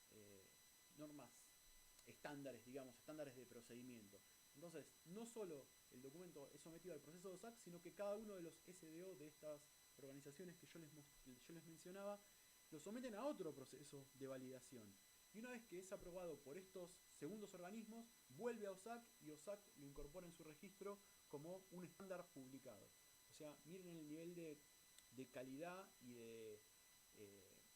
de control que se tiene sobre cada uno de los estándares que OSAC publica como estándar publicado. Y la recomendación número 7 hablaba de la obligatoriedad de acreditar laboratorios y certificar profesionales. Acá si quieren pueden hacer una búsqueda también, una búsqueda rápida en la ANAB, que es la organización que se encarga de las cuestiones de acreditación de laboratorios en los Estados Unidos. Sería el equivalente a nuestra organización argentina para la acreditación, la OAA nuestra. Si buscan de acuerdo laboratorios forenses acreditados de acuerdo a la norma ISO 17020 o 17025, se van a encontrar nada más ni nada menos que 704 laboratorios que ya fueron acreditados y que operan bajo estas normas de calidad.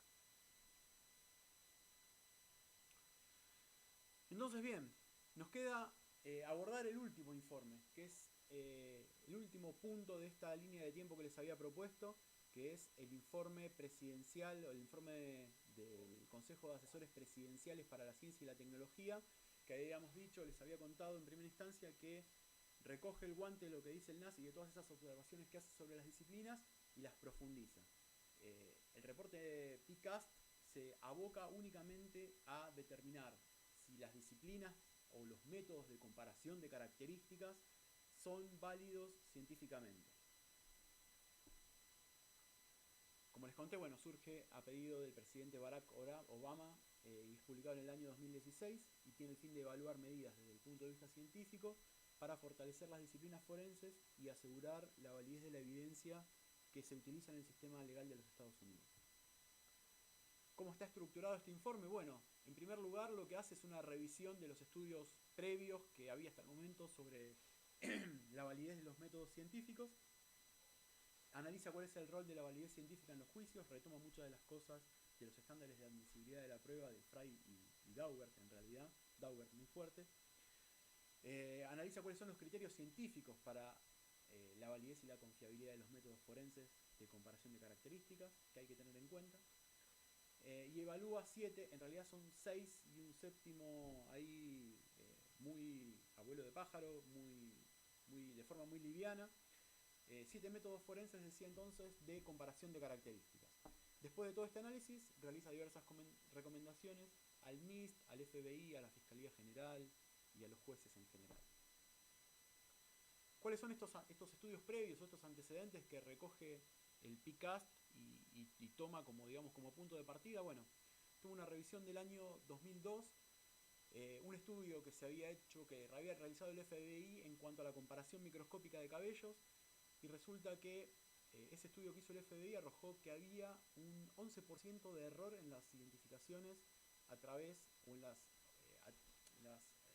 identificaciones de fuente, de origen, en esos análisis microscópicos de cabello. Es decir, que más de 1 de cada 10 de esos pelos que se analizaban y se relacionaban con una fuente o con un origen estaban mal.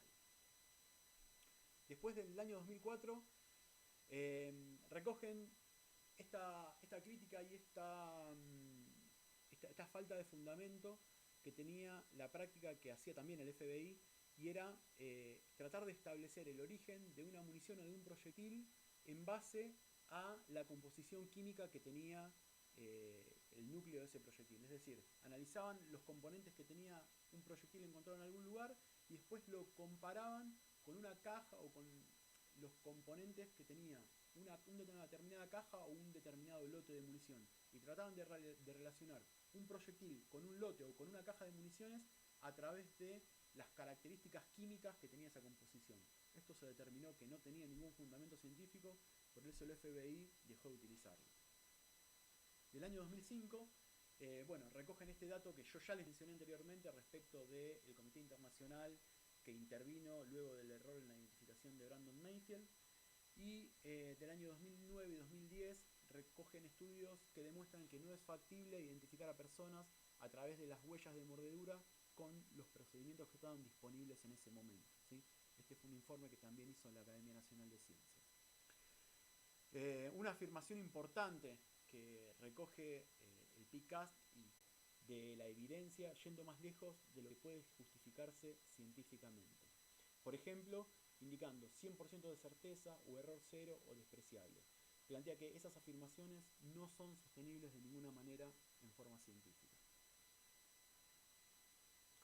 Y acá volvemos a hacer un paréntesis para analizar otra de las preguntas que les propuse en la encuesta previa a esta charla, la que decía si creían que los resultados que arrojan los siguientes métodos criminalísticos son objetivos o subjetivos. Fíjense los resultados. Acá tuvimos 84 respuestas. Hay una amplia mayoría que considera que el análisis de armas de fuego es un estudio objetivo, igual que los rastros dactilares y el ADN nuclear. El resto, bueno, también con pie, calzado y neumáticos hay una diferencia importante, huellas de mordedura también. Firmas y manuscritos, creo que es la única disciplina que muchos dijeron, o que más personas dijeron que era subjetiva más que objetiva. Y fíjense lo que nos plantea el reporte PICAST en este sentido. En primer lugar, lo que hace es definirnos cuáles son los métodos forenses de comparación de características. Y nos dice que son los que permiten determinar si una determinada evidencia está o no asociada con una determinada fuente. ¿Sí? Esto puede ser examen desde un análisis de manuscrito hasta el ADN. O sea, siempre que yo comparo características para determinar un origen común, estoy utilizando un método de comparación de características. Y los divide en dos grupos. Por un lado nos plantea que los métodos objetivos van a ser aquellos que tienen procedimientos definidos, con una estandarización y cuantificación lo suficientemente detallada que el juicio humano es poco o nulo. ¿Sí? Pueden automatizarse, se pueden convertir en procedimientos automatizados y realizados casi sin intervención humana, porque el humano no toma decisiones que vayan o que puedan influir sobre los resultados de estos procedimientos. Por otra parte, en contraposición tenemos los métodos subjetivos, que son aquellos que tienen procedimientos con una alta influencia de la decisión humana. Por ejemplo, se utiliza el juicio humano para decidir qué características voy a utilizar para comparar o cuándo son suficientes características para establecer una coincidencia, ¿sí? Entonces, si volvemos a la pantalla anterior y nos guiamos por la definición que hace el PICAST sobre métodos objetivos y métodos subjetivos, fíjense que de todos estos, salvo el ADN nuclear, siempre hablando de mezclas simples, ¿no? De mezclas compuestas, ¿no? De perfiles compuestos, entonces, salvo el ADN, el resto son todos métodos objetivos. Perdón, el resto son todos métodos subjetivos. El único objetivo es el ADN.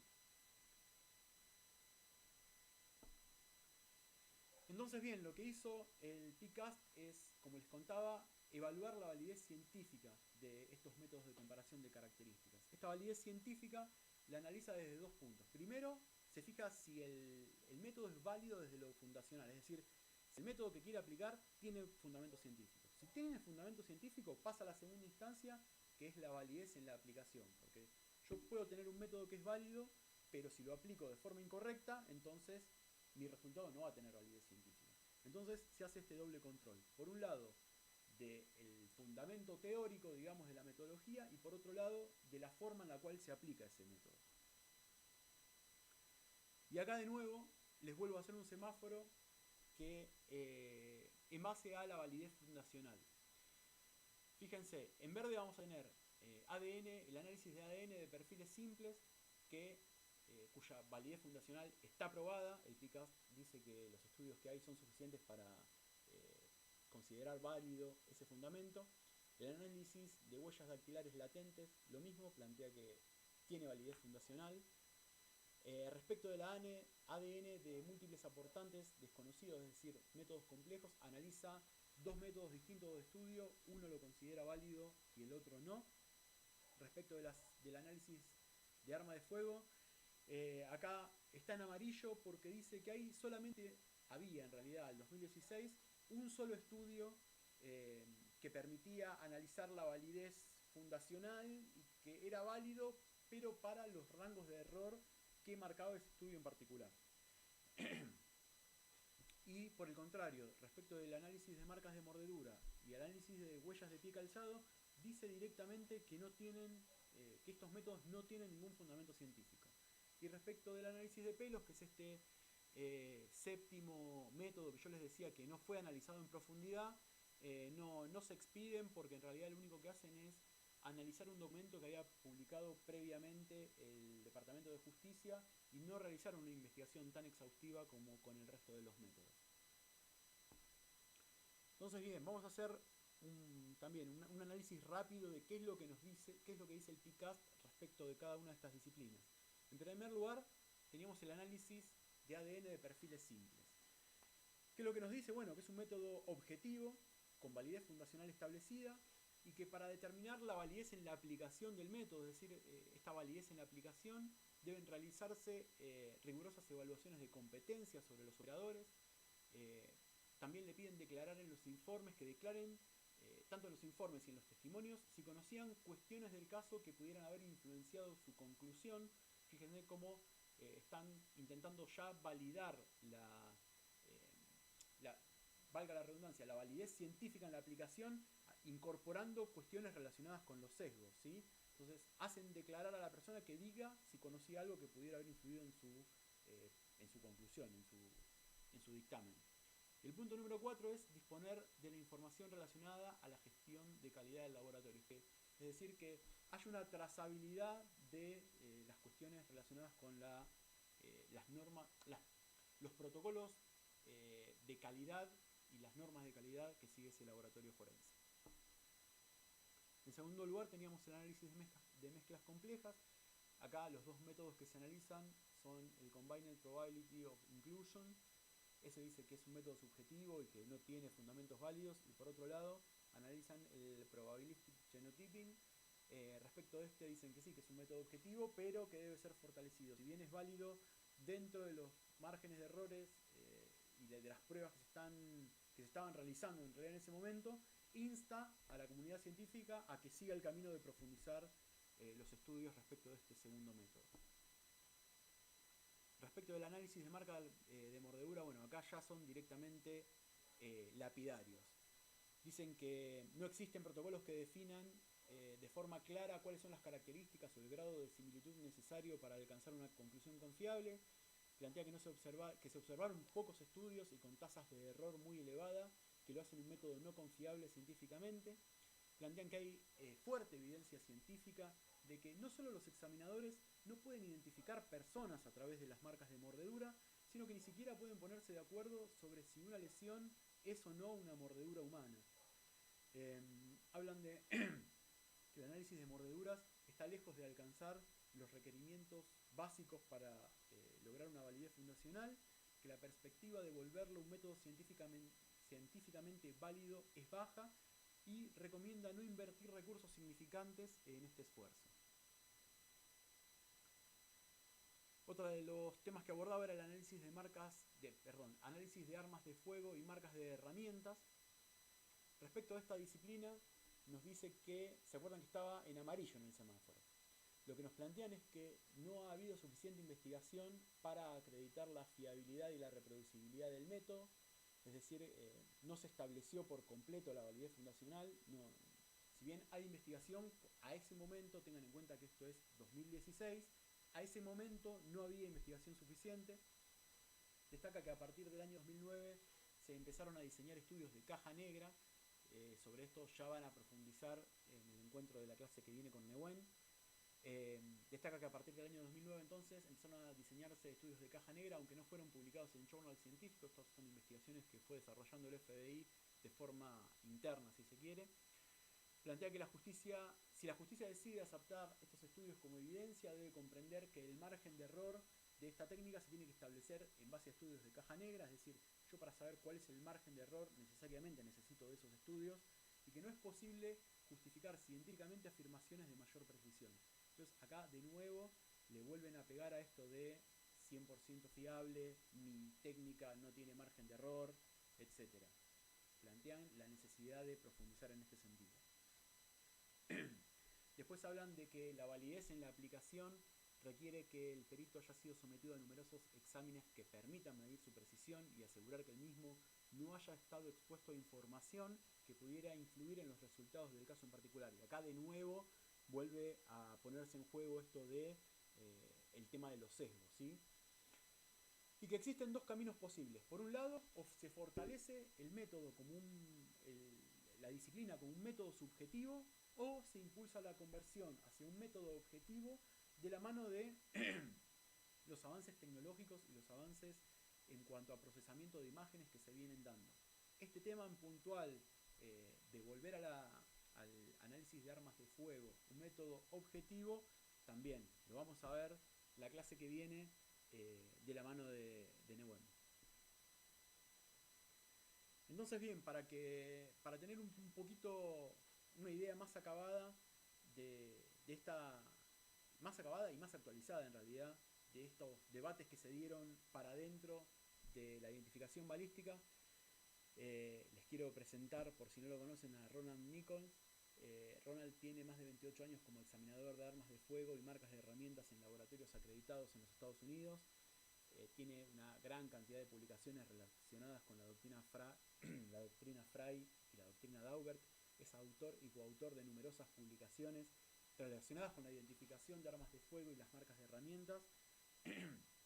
Tiene experiencia en la publicación, en la aplicación de las normas ISO 17020 y 17025 en laboratorios balísticos, y a su vez contribuyó en el rediseño de la red MIBIN, que es la red de identificación balística a través del sistema IBIS que tiene Interpol y de la cual pertenece a los Estados Unidos. Si quieren profundizar más en el amplio currículum que tiene Nichols, les dejo la página para que puedan visitarla. Y también, la verdad es que de forma muy generosa nos compartió este material.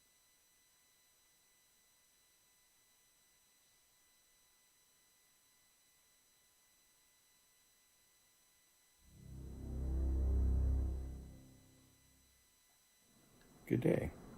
My name is Ron Nichols, and I've been asked to give you just a very short video about how things have changed for firearm and tool mark identification in the United States since the NAS report and the PCAST report. I will share that the change actually began sooner, at the turn of the century, when courts were no longer content with the complacent way that firearm and tool mark examiners not only performed their casework, but also presented that casework in court.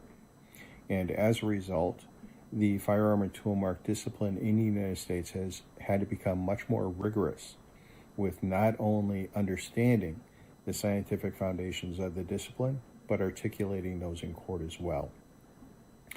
One of the significant shifts that we've seen is the potential for breaking the premises of firearm and tool mark identification into two premises.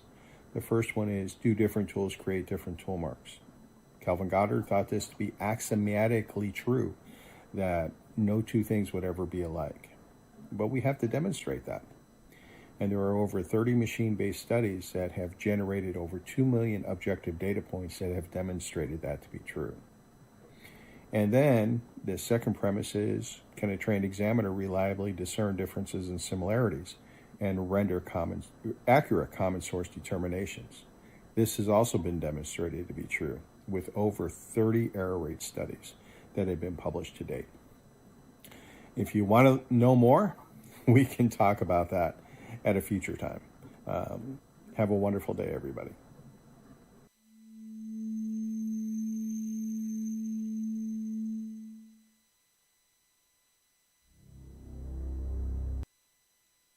Bueno, entonces fíjense lo que nos dice Ron Nichols. Me gusta hacer hincapié en esto. Al 2016, fíjense las cosas que planteaba el PCAST respecto de la validez fundacional y de la validez en la aplicación, que esas cuestiones quedan desactualizadas en base a lo que nos comenta Nichols, que son los estudios actuales. O sea, también las AFTE, que es la banderada, digamos, dentro de la identificación balística, recoge el guante del PCAST y empieza a generar información para sustentar la disciplina científicamente, tanto desde el punto de vista del fundamento como desde el punto de vista en la aplicación. Pero bueno, acá seguramente la clase que viene le paso la pelota y seguirá profundizando en estas cuestiones. Bien, la otra disciplina que nos queda, y ya vamos a ir cerrando, nos quedan poquitas, son las impresiones de calzado. ¿Qué es lo que dice el reporte PCAST respecto de las impresiones de calzado?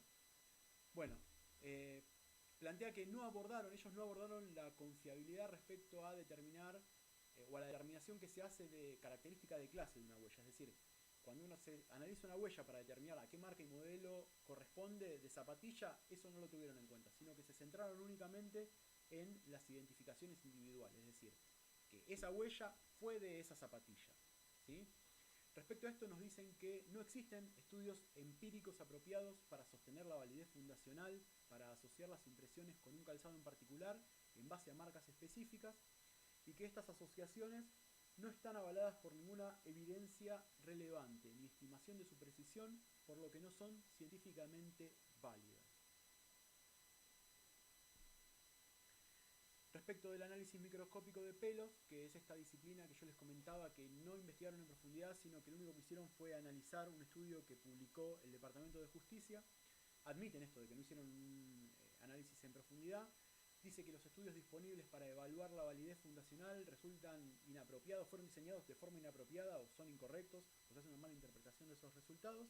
Y por otro lado después cuestionan la imparcialidad y la capacidad del Departamento de Justicia. Dicen que el Departamento de Justicia tiene intereses en el resultado de ese estudio, porque si llega a dar negativo, es decir, si el análisis de Cabello resulta que no tiene validez fundacional, les puede volver en contra y resultar en la revisión de un montón de condenas. Entonces cuestionan que hayan hecho ellos este análisis de la disciplina. Y a su vez cuestionan también la capacidad del Departamento de Justicia para inmiscuirse en cuestiones científicas.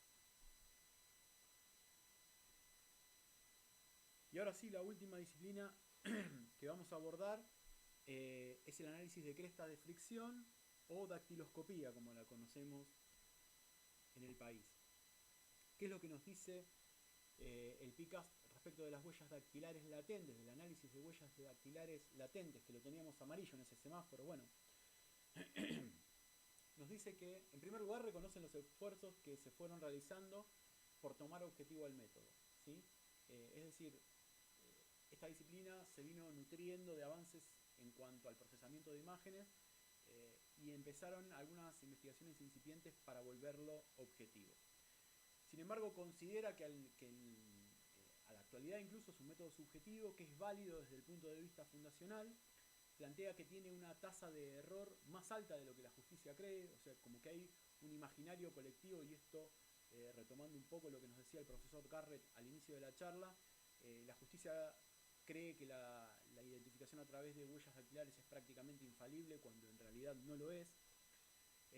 Plantea que es importante realizar estudios de validación para determinar las tasas de error, y detecta una serie de problemas abiertos. Entre esos problemas abiertos plantean este sesgo de confirmación y pensamiento circular que se genera cuando un perito pasa de analizar el rastro papilar latente, pasa del latente a la ficha, al indubitado, y después vuelve al latente. O sea, lo que ellos plantean es que en esta ida y vuelta entre las dos imágenes se genera una especie de sesgo de confirmación y pensamiento circular que va en detrimento del resultado al que va a llegar ese perito. También vuelve a abordar el tema de los sesgos de contexto. Dice que deben realizarse estudios y esfuerzos, se deben dedicar esfuerzos por asegurar que los analistas no estén expuestos a información potencialmente creadora de sesgos. Habla de las pruebas de aptitud, dice que tienen que ser más rigurosas e incorporarse al flujo de trabajo diario. También deben compartirse los resultados para que la comunidad científica pueda evaluarlos, que se utilicen para nutrir nueva investigación y para tomar medidas en general. Esto va de la mano de las pruebas ciegas o de doble ciego o de caja negra, que se proponen de forma común tanto para las huellas dactilares latentes como para la identificación balística. Y plantea dos caminos posibles. Por un lado, al igual que la balística forense, mantenerlo como un método subjetivo, o bien trabajarlo por transformarlo en un método objetivo, de la mano de esto que les comentaba, que son los avances en el procesamiento de imágenes e informática. En relación a la situación actual que está atravesando el análisis de crestas de fricción, les quiero presentar al doctor Alexander Dedois.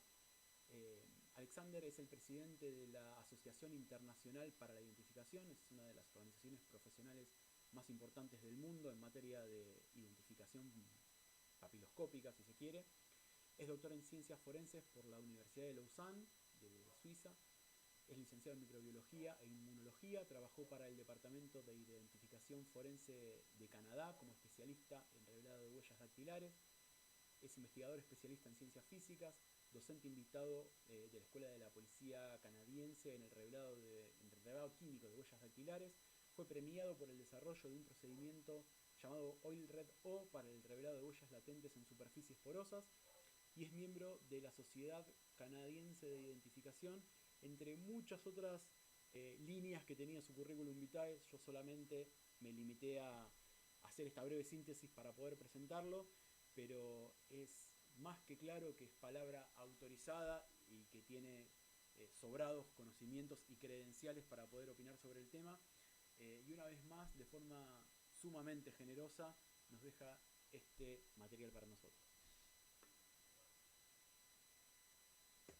Hi, my name is Alexandre Baudouin, and I would like to talk to you today about reevaluating and improving the current standard in traditional forensic science.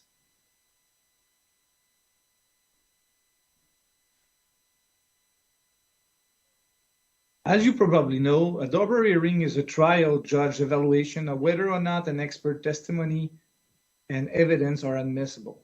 Forensic science always passed through a Dober hearing in the US and many countries now in the world. The NAS report has been published in 2009. It reveals the status of the forensic practice in the USA and provides recommendations about organization, resources, and R&D for the future of this field in this country with international impact. The committee calls for the development of quantifiable measure of uncertainty in the conclusion of forensic analysis. DNA analysis has been rigorously shown to have the capacity to consistently and with a high degree of certainty demonstrate a connection between an evidentiary sample and a specific individual or source.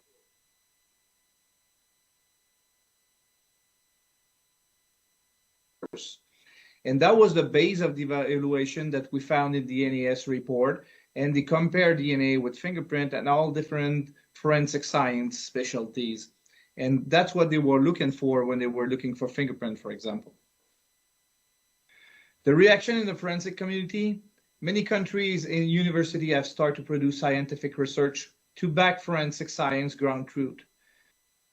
There were work on the development of quantifiable measure of uncertainty in the conclusion of forensic analysis.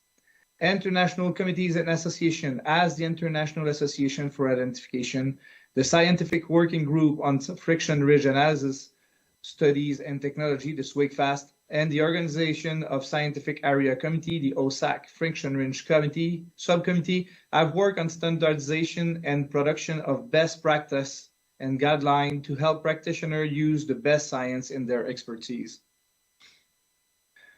As an example, we could take a look at the finger mark identification. So let's say the current standard would be to use the ASV process, which means that we're going to do analysis, comparison, evaluation, and verification. And then the expert opinion is going to be used to do an identification or not. However, what you should learn about this is that the expert opinion is based on observation, therefore it's invariably subjective. Even a doctor or a medical doctor is doing a subjective assessment of a health condition, because actually it's about observation and training and experience, and that doesn't mean that it's not good. It just means that it's subjective. And starting at this point, that's where we started to bring some different nuance into the way we are talking about the forensic identification, fingerprint identification. So here you could see at the bottom that you got two different graphic over there. So you got all the fact and agreement on one side, the dissimilarities on the other side. When the agreement is stronger than this dissimilarities, then you got an individualization. And if, for example, you got a discrepancy that is really, really strong, then you're going to go with an exclusion. So that's the way we're using it right now.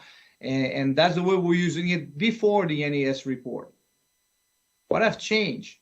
Pre-NAS report practice, we were telling everybody, okay, that's an identification and I'm 100% sure. 100% sure is not science at all.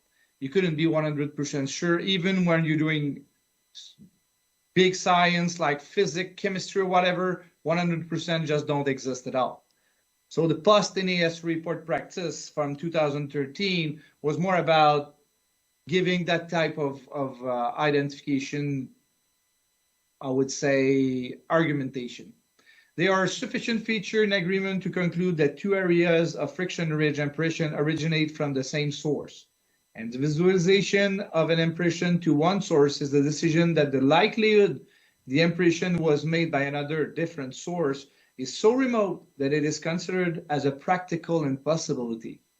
The decision is supported by demonstrable data and the application of analysis, comparison, evaluation, and verification per the standards.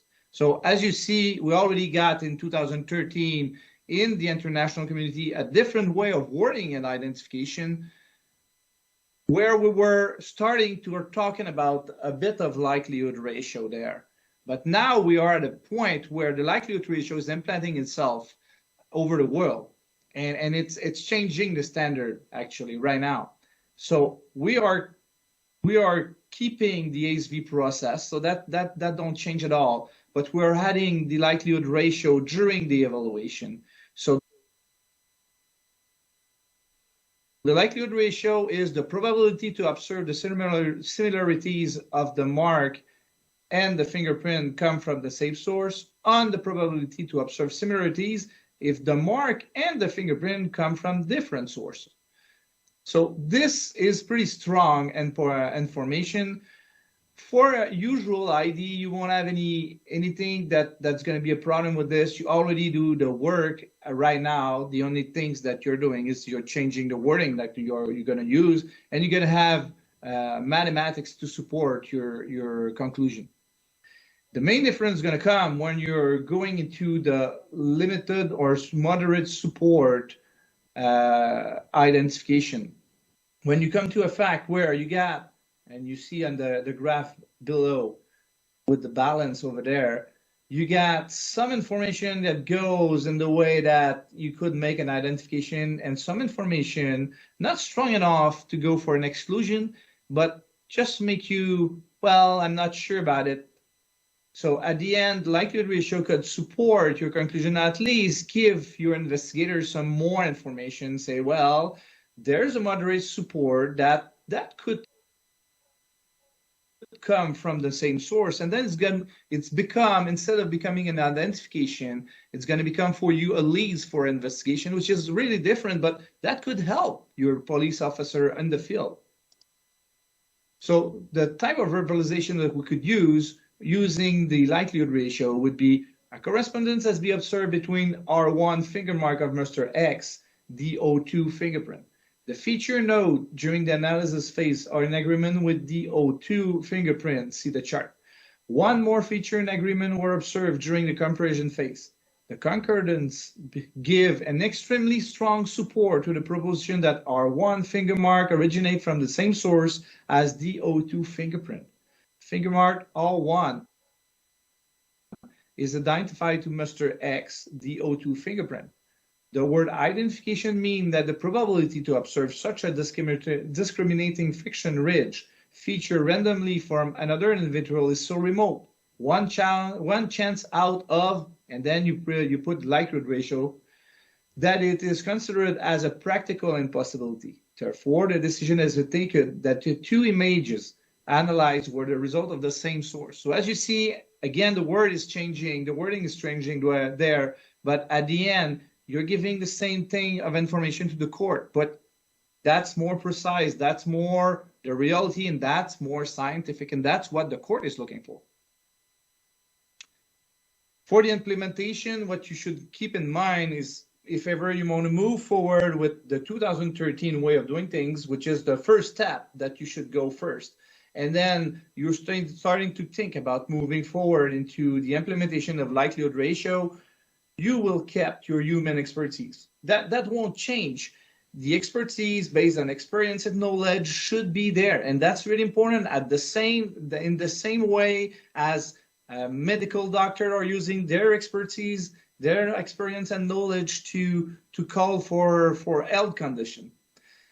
It's going to add statistic on similarity degree between the finger mark and the fingerprint. So that's a good indicator. That's kind of another proof or another clue to help you and to support your conclusion, and that's really important. That's there to support your conclusion, or on the other way, if the likelihood ratio is not really good, maybe you should think twice before calling your fingerprint, and maybe make sure that you make your verification pretty closely. It's going to give you an assistance for decision making in your process, as I said, and the statistics are going to support your ID to the court. So at the end of the day, moving forward into forensic science after the NES report is going to help you to improve your service you're going to offer to your investigator, and especially for finger mark that are where you have quite close, but usually you couldn't say anything about it. But now you could say, well, you know what I could do? And I couldn't do an ID with this at all. But at the end of the day, I could tell you that the likelihood ratio is supporting a limited link between this print and the one of your suspects. So maybe you could move forward, and it could gives you a lead to move forward into your investigation and try to have more information about that. So I hope it's going to help you to your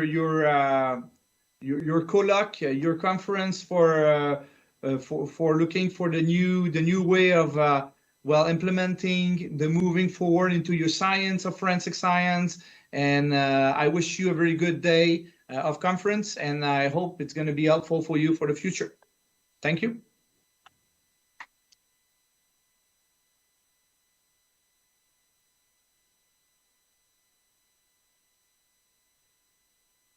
Bueno, bien, entonces, en base a lo que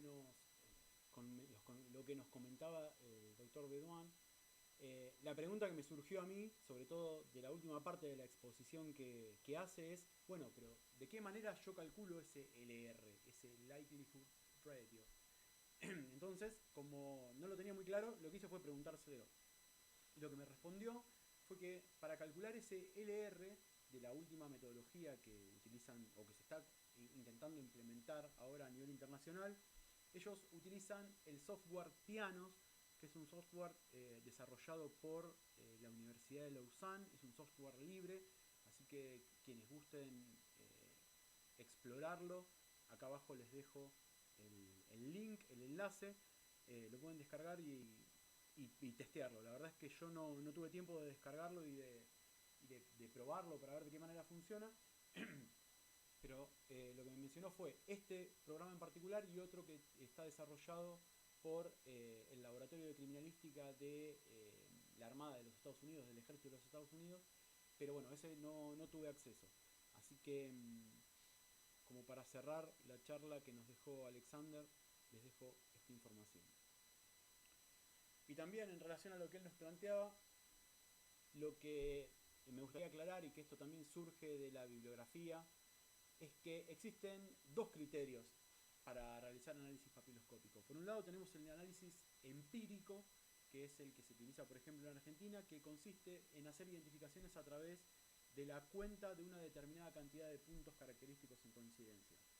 Yo comparo dos huellas, o comparo un rastro latente, un revelado, un rastro con una ficha, cuento 12 puntos característicos que están igualmente ubicados y todos dirigidos, establezco identidad humana. Por otro lado, que es el criterio que se utiliza en Estados Unidos y en otras partes del mundo, tienen el criterio holístico, en el cual no cuentan cantidad de puntos característicos, sino que hacen una evaluación generalizada de los rastros que están comparando.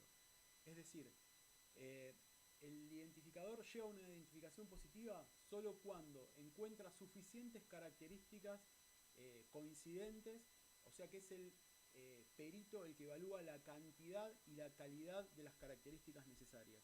El criterio que se utiliza en este método holístico es similar al que se utiliza en la balística forense hoy en día, ¿sí? Esta suficiente cantidad de características coincidentes y con la calidad adecuada como para poder establecer un origen común entre los dos elementos. Y en este sentido retomo otro pasaje de otro libro relacionado con el análisis de huellas latentes, que nos dice que ya en 1973 la Asociación Internacional para la Identificación estableció que no hay una base válida para requerir que una identificación esté basada en un contaje de cierto número de puntos.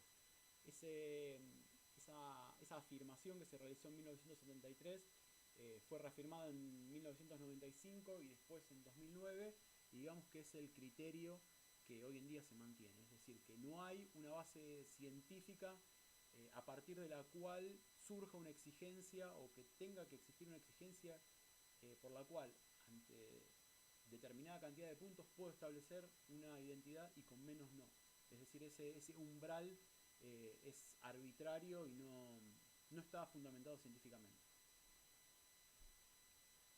Entonces, bien, las consideraciones finales respecto de el informe PICAST es que la evaluación de los métodos que se analizaron era con los datos o con los estudios que estaban publicados hasta esa fecha, es decir, año 2016. Plantea que algunos métodos considerados no válidos fundacionalmente pueden ser considerados válidos a futuro si se realizan cambios profundos en esa disciplina. Sin embargo, hay métodos que no son corregibles, como por ejemplo el análisis en la composición de las municiones y las huellas de mordedura.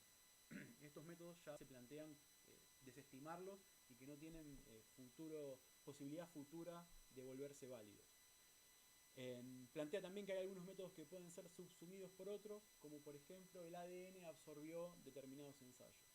Piensen, por ejemplo, en el análisis de grupo y factor, piensen en, por ejemplo, el análisis microscópico de pelos, que si tienen bulbos se hace ADN nuclear, si no tienen bulbos se puede hacer ADN mitocondrial, o sea que el ADN fue absorbiendo ensayos más antiguos.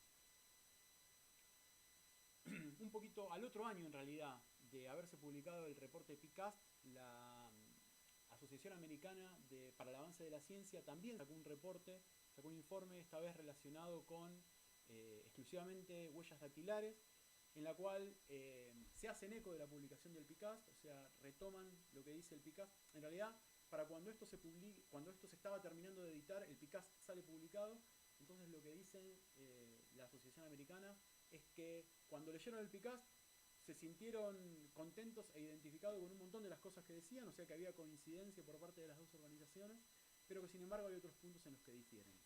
De todas formas, al menos en la revisión bibliográfica que estuve haciendo yo, este informe no tuvo el mismo impacto que tuvo el PICAST. Y lo que nos queda por ver es bien de qué manera reaccionó la comunidad, no solo la comunidad científica, sino la comunidad estadounidense en base a este reporte que hizo PICAST. Bueno, la Academia Americana de Ciencias Forenses publicó dos respuestas, una al reporte NAS y una al reporte PICAST. La Asociación Internacional para la Identificación también sacó un comunicado respondiéndole al PICAST.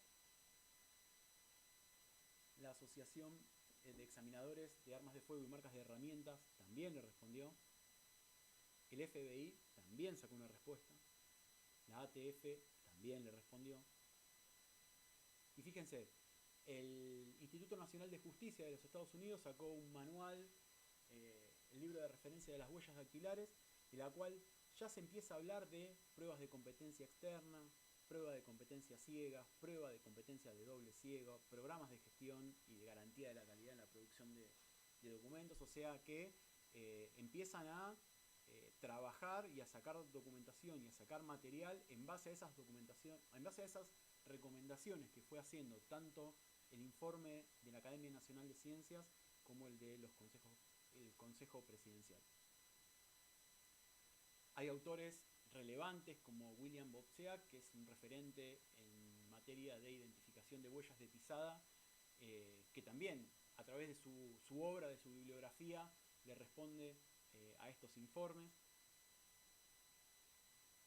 Y creo que es el último, es el más fresquito, el Departamento de Justicia también sacó un comunicado en enero de este año. OSAC, que para el 2016 ya existía. Recuerden que OSAC se forma como consecuencia del reporte NAS, del primero de los reportes. Entonces, algunos de los subcomités de OSAC también le responden al PICAST. Y bueno, finalmente lo que hay que tener en cuenta es que toda esta dinámica, estas tensiones, estas discusiones que se vinieron dando y estas mejoras, estas medidas de mejora en las ciencias forenses que se vinieron dando en la comunidad estadounidense principalmente, tuvieron como consecuencia la evolución o el surgimiento de determinadas instituciones, como por ejemplo el área del NIST, del Instituto Nacional de Ciencias, que se dedica a desarrollos exclusivamente para las ciencias forenses, el CSAFE, que es un centro de estadística aplicada a los resultados de ciencias forenses, o sea, están estudiando de qué manera llegar a valores estadísticamente válidos, que las conclusiones forenses se puedan brindar con valores estadísticamente válidos. Bueno, OSAC, de la que ya hablamos un poquito.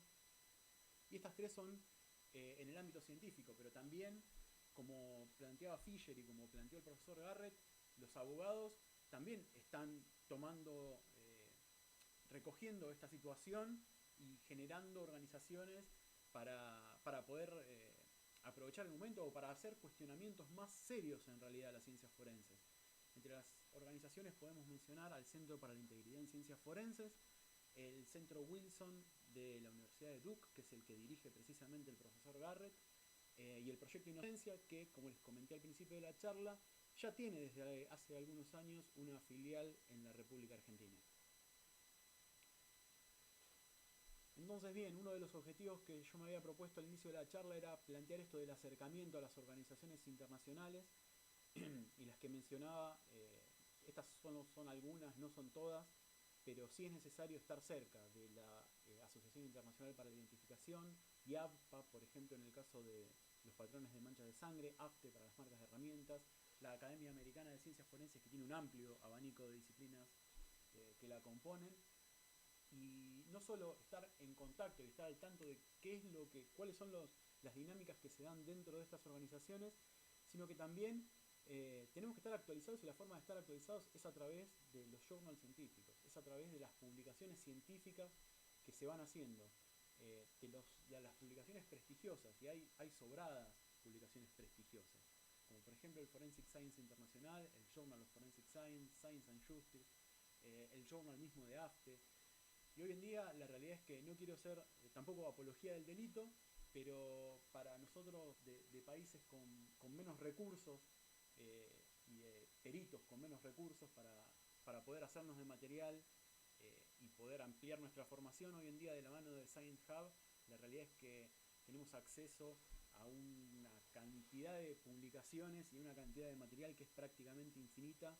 Entonces creo que la barrera, por lo menos económica, de esa forma un poco la podemos limitar. Y para cerrar, por lo menos la exposición en cuanto al material, les quiero presentar a Susan Ballow. Susan es expresidenta de la Academia Americana de Ciencias Forenses, también es ex-manager del programa del MIST para el mejoramiento de la ciencia forense y para promulgar o para promover la investigación científica dentro de las ciencias forenses. Participó en una gran diversidad de programas y organizaciones gubernamentales que ayudaron a fortalecer el sistema estadounidense de ciencias forenses, promovió la investigación científica en evidencia de trazas, droga, balística, en fin, tiene más de 40 años de experiencia vinculada a estas cuestiones, al estudio de sesgos, a de qué manera intervienen esos sesgos en las disciplinas forenses. Y una vez más ha tenido la extrema generosidad y la super predisposición para poder dejarnos un material. En cuanto a este último material que voy a reproducir, les tengo que pedir disculpas por dos cosas. Primero, por lo rudimentario de mi inglés, y en segunda instancia, porque esto es material que terminamos de hacer ayer, así que está en crudo, no tuve tiempo de subtitularlo, así que voy a tratar de reproducirlo con los subtítulos automáticos de YouTube, pero no quería dejar de pasarlo, primero por el tiempo que se tomó Susan en poder compartir con nosotros estas experiencias que además me parece que son sumamente enriquecedoras, ya que es una persona sumamente calificada, de nuevo, una vez más, y con credenciales de sobra como para opinar sobre esta situación. Así que este es un video un poquito más largo, y con las consideraciones que ya les hice, vamos a tratar de reproducirlo.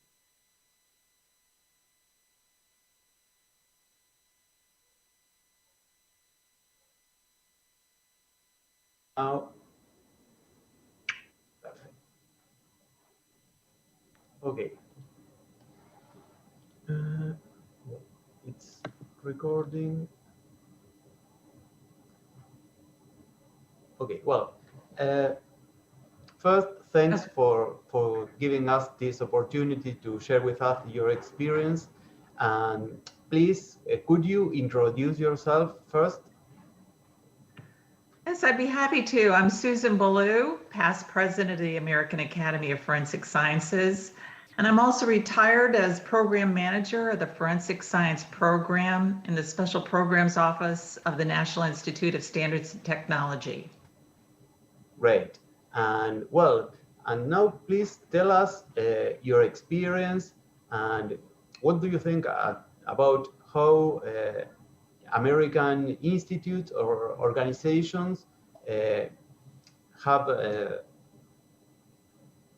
reacted to the NAS and the PCAS report?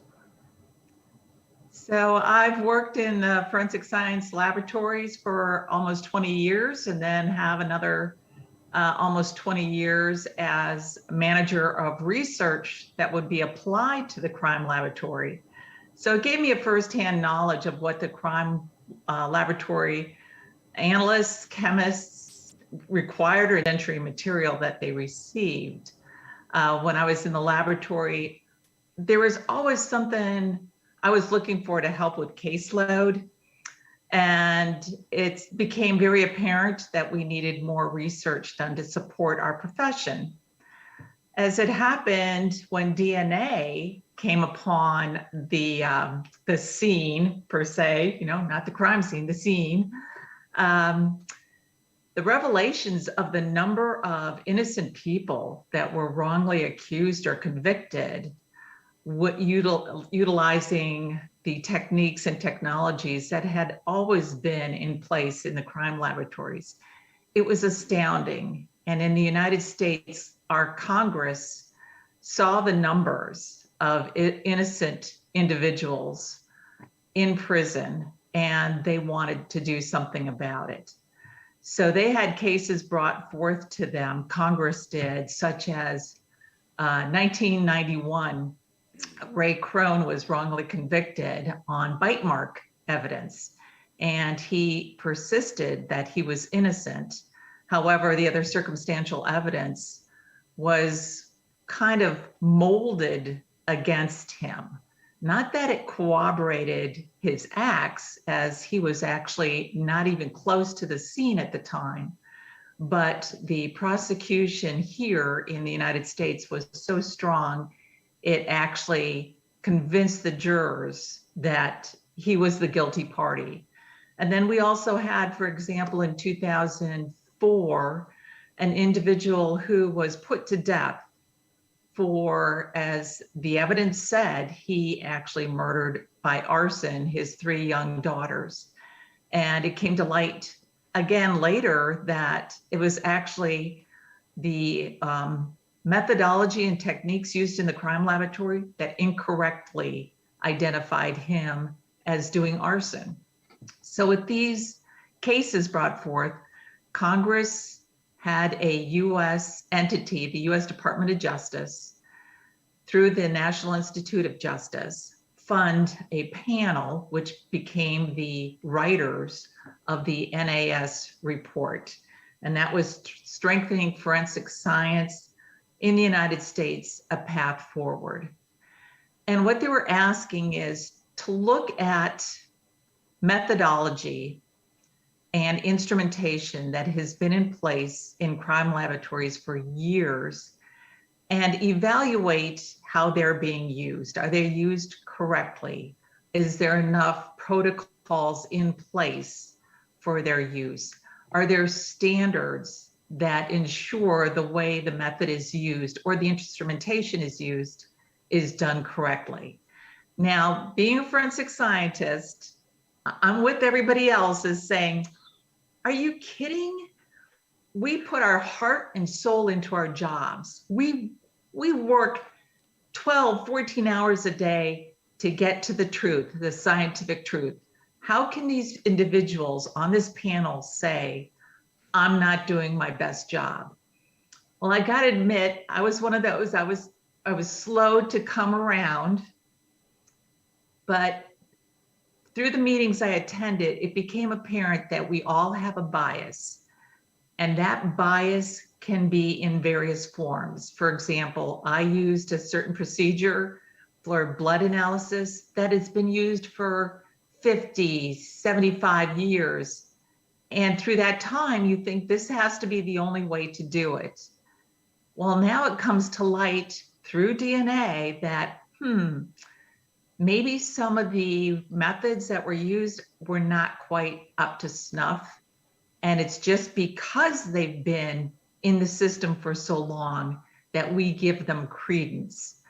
So being part of the government then and managing research, I was able to focus on some of these areas, and it was surprising what was found, and that in fact, some of this information that we took to heart in the crime laboratories of being sound and true was in fact not.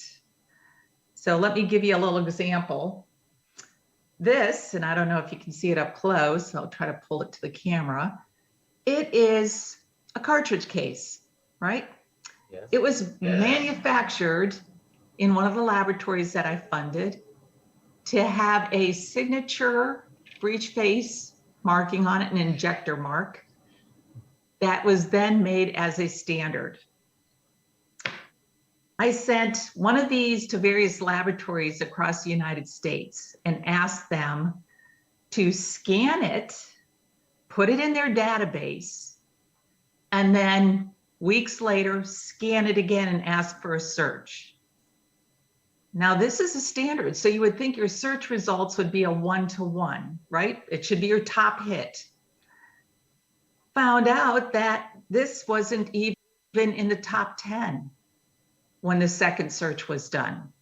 It was down in 20-25 hit. And a lot of laboratories only look at the top 10.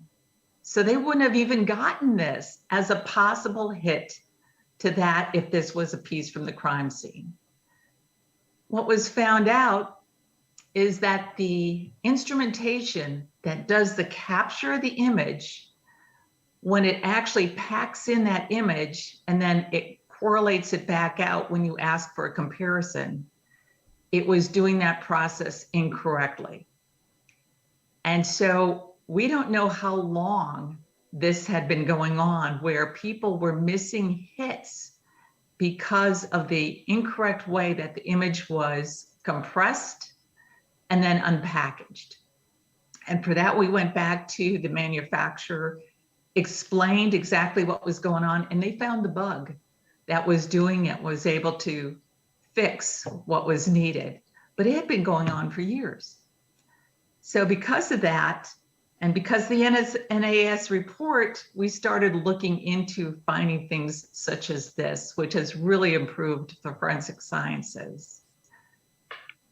So, but that it was a problem related with the hardware or the software, the equipment, not Yes.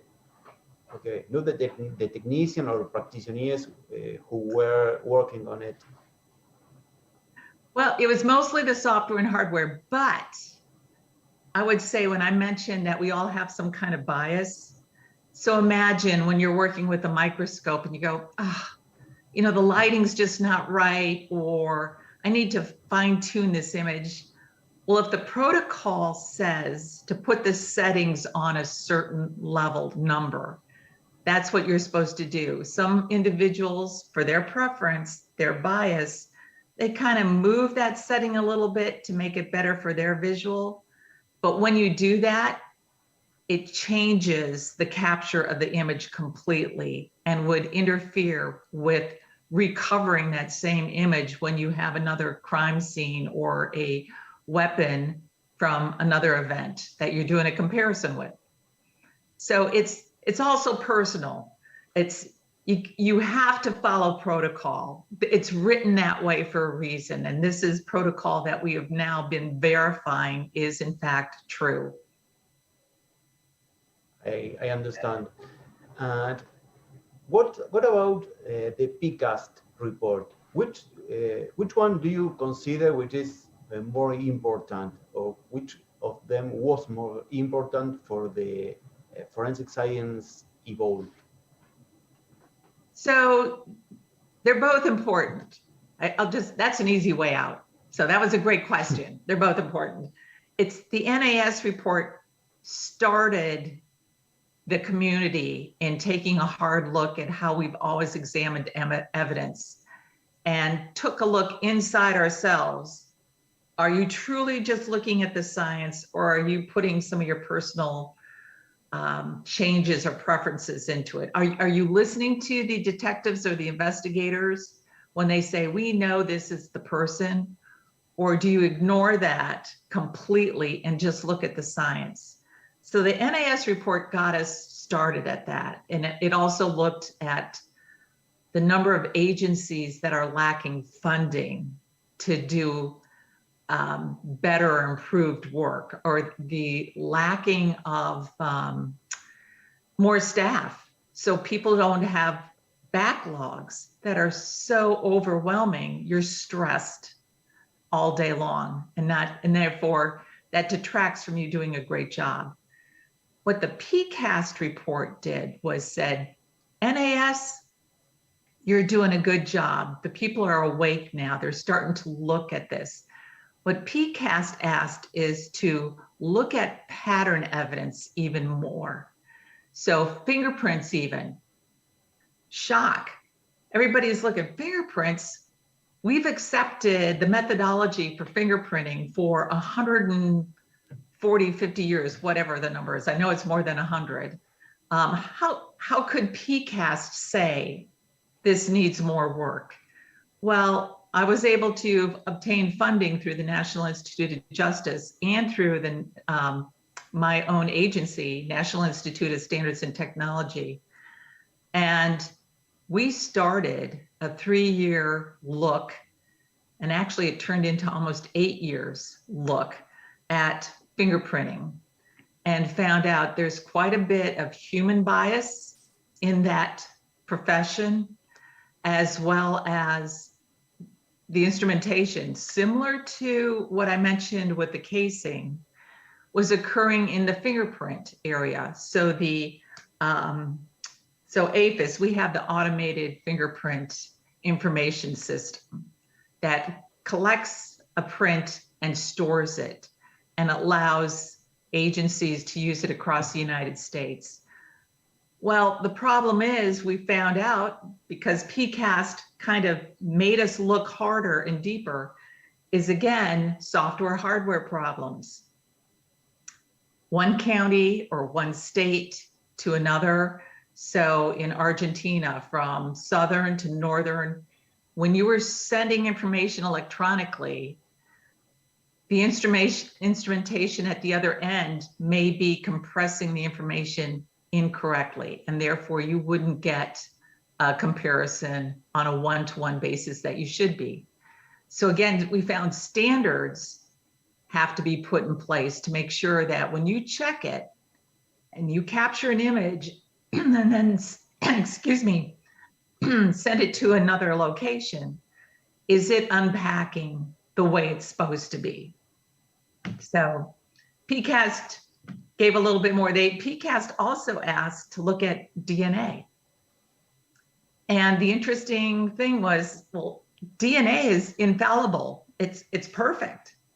Maybe the DNA is perfect, but the interpretation by the analyst wasn't perfect.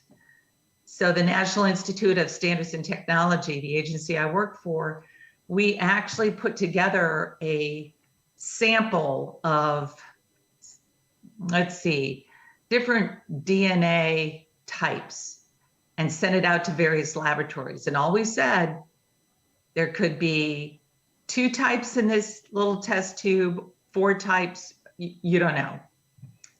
And it was amazing the different results that came back from across the United States. So obviously there's an issue with interpretation of what people are finding with profiles that are coming out of extracted DNA. But just in complex mixtures or in simple profiles, it happened too? So it was complex mixtures. If you had 2 contributors, there generally wasn't an issue. It's when it became, well, I shouldn't say that, 2 mixtures that were comparable ratio, when you started to have maybe a stronger mix sample with a weaker in that double, people were then adding in a third because they were kind of interpreting more, well, this is a stronger peak that should represent 3 versus just two. And therefore now they were adding a third contributor when in fact it wasn't. But when you got into mixtures of three or more, there was just all kinds of interpretations occurring. Okay, and what do you think about the current challenges for the forensic science? Like, for example, firearm examinations or fingerprint examinations at the time. Which are the most important challenge that these disciplines have? I think the most important challenge is for each individual to understand their limitation. There's nothing worse than somebody feeling that they want to be the superhero of the day, solve the case, and go that extra mile when they should have stopped back here and gave the interpretation of what they felt really confident was the maximum of what you can do with the evidence.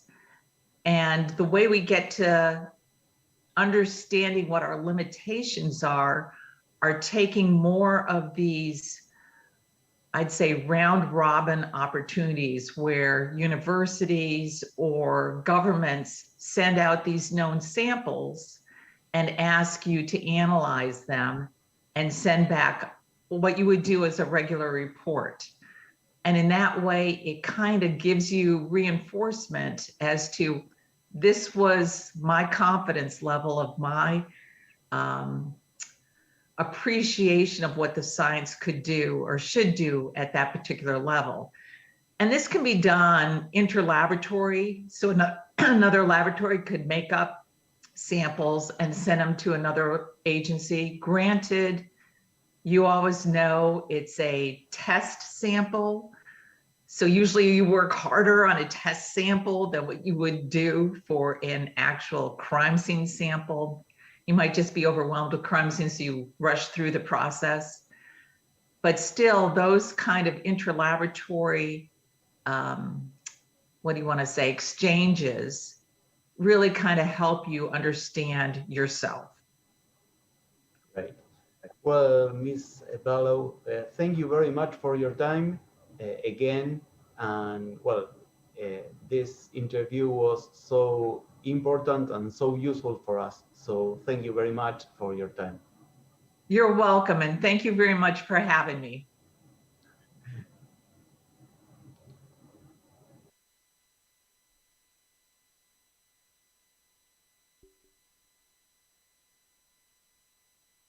Bueno, ahora sí, llegamos a la última parte en la cual me gustaría resaltar algunas consideraciones finales de las cosas que fuimos abordando a lo largo de la charla. Perdón por la extensión, sé que me pasé un poquito del tiempo, pero bueno, me parece que el video de Susan deja algunos puntos muy importantes que nos llaman a la reflexión, ¿no?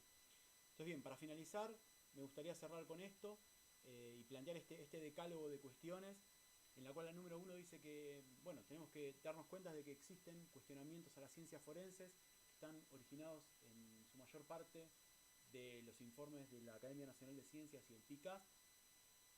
Resulta evidente el estado de tensión interior y exterior de la comunidad científico-forense. Y si bien nosotros lo que hicimos fue reflejar la situación estadounidense, en Europa también se están dando discusiones y movimientos similares de la mano de la EMSI, que es la organización que nuclea los laboratorios forenses en la Comunidad Europea. También creo que quedó más que en evidencia que ya existe un consenso generalizado en que las conclusiones categóricas de los métodos subjetivos de comparación de características no son admitidas. Esas conclusiones 100% seguras, el mundo, la comunidad científica en general está diciendo que no van más. En el punto número 4, respecto a la exigencia en cuanto al conocimiento de las limitaciones y de los métodos de comparación de características, así como conocemos los fundamentos, tenemos que conocer cuáles son las limitaciones que tienen y no tener miedo de plasmarlas. Si se puede llegar hasta ahí, como decía Susan, bueno, hay que parar hasta ahí porque tenemos la certeza de que estamos informando con un alto grado de confianza. Cuando nos queremos extralimitar, generalmente es cuando empiezan los problemas. El punto número 5 es que hay una fuerte tendencia a la implementación de estándares consensuados y de sistemas de gestión de calidad en consecuencia a la implementación de programas de acreditación y de certificación, de acreditación de laboratorios y certificación de profesionales. Quienes les interese profundizar en esta cuestión de sistemas de gestión de calidad, siempre recomiendo que vean el material que produce o las charlas que brinda Claudia García Bonelli, que es una referente del CONICET que está trabajando en estas cuestiones dentro del ámbito forense. En el punto número 6 creo que es preciso considerar e implementar medidas para reducir las implicancias de los sesgos cognitivos en la labor criminalística. Esto es algo que yo la realidad es que en Argentina no vi que se tenga en cuenta en ningún lado, pero a juzgar por lo que se ve en el ámbito internacional sí, y es importante. Entonces creo que sería bueno que empecemos a tenerlo en cuenta y a trabajar en medidas para paliar estos sesgos cognitivos o la influencia que tienen en nuestros resultados. El punto número 7 habla de que es imperioso empaparse en la dinámica de las ciencias forenses y mantenerse actualizado a través del acercamiento a las asociaciones profesionales y el acceso a journals científicos. De esto ya conversamos también un poquito. Que debemos ser exigentes con las fuentes que consultamos, incorporar la dinámica de las ciencias más consolidadas en cuanto a la investigación, revisión de pares y publicación. Esa es la vía ordinaria que utilizan todas las ciencias consolidadas y que la ciencia forense mucho tiempo, no sé, no quiero hablar del contexto internacional, pero en Argentina al menos no tenemos esta dinámica de investigar, que revisen los pares y publicar en journals prestigiosos. Entonces creo que tenemos que empezar a ser un poco más críticos con las fuentes que consultamos, porque acá no tenemos que perder de vista que nuestras decisiones están influyendo sobre si una persona va presa o no. Entonces es parte de nuestra responsabilidad profesional de aplicar los métodos de la forma más confiable y de la mejor forma que tengamos al alcance, y bueno, es parte de nuestra responsabilidad estar actualizados también. También tenemos que tener en cuenta, como dice el punto número 9, es que los abogados se vienen haciendo eco de estos conflictos. Entonces, si nosotros nos logramos adelantar y logramos empezar con las mejoras antes de que nos lleguen los cuestionamientos, creo que acá es donde tenemos que capitalizar la experiencia estadounidense. Estados Unidos empieza a reaccionar después de que tuvo una cantidad impresionante de cuestionamientos de la mano del Proyecto Inocencia. Bueno, acá no esperemos a que venga un grupo de abogados. De hecho, el Proyecto Inocencia ya desembarcó en Argentina. No esperemos a que nos hagan cuestionamientos para revisar nuestras prácticas. Revisemos nuestras prácticas antes para empezar a trabajar en la fiabilidad de los métodos y de los resultados. Y bueno, en consonancia con esto, y esto ya es una opinión más personal que otra cosa, yo creo que es imperioso una revisión, una evaluación y un fortalecimiento de nuestro sistema forense. Por último, quiero finalizar con esta frase que la verdad es que la leí y me resulta sumamente pertinente y me gusta mucho. Dice que si la ley te ha hecho un testigo, debes mantenerte como un hombre de ciencia, ya que no hay víctima que vengar, ni culpable o inocente que condenar o salvar. Debes brindar testimonio dentro de los límites de la ciencia. Y por último, agradecer a esta serie de profesionales espectaculares que nos facilitaron su material y que tuvieron la mejor predisposición para que nosotros tengamos esos testimonios disponibles que vaya si fueron valiosos. Así que, bueno, con esto cierro la charla. Les agradezco por la presencia a los valientes que se hayan quedado hasta el final y que hayan aguantado este bombardeo de información. Pero bueno, terminamos, así que quedo abierto a preguntas o las dudas que puedan surgir. Yo no tengo apuro, así que podemos, no sé si Nehuen querés ir leyendo algunas de las que fueron llegando y lo vamos viendo.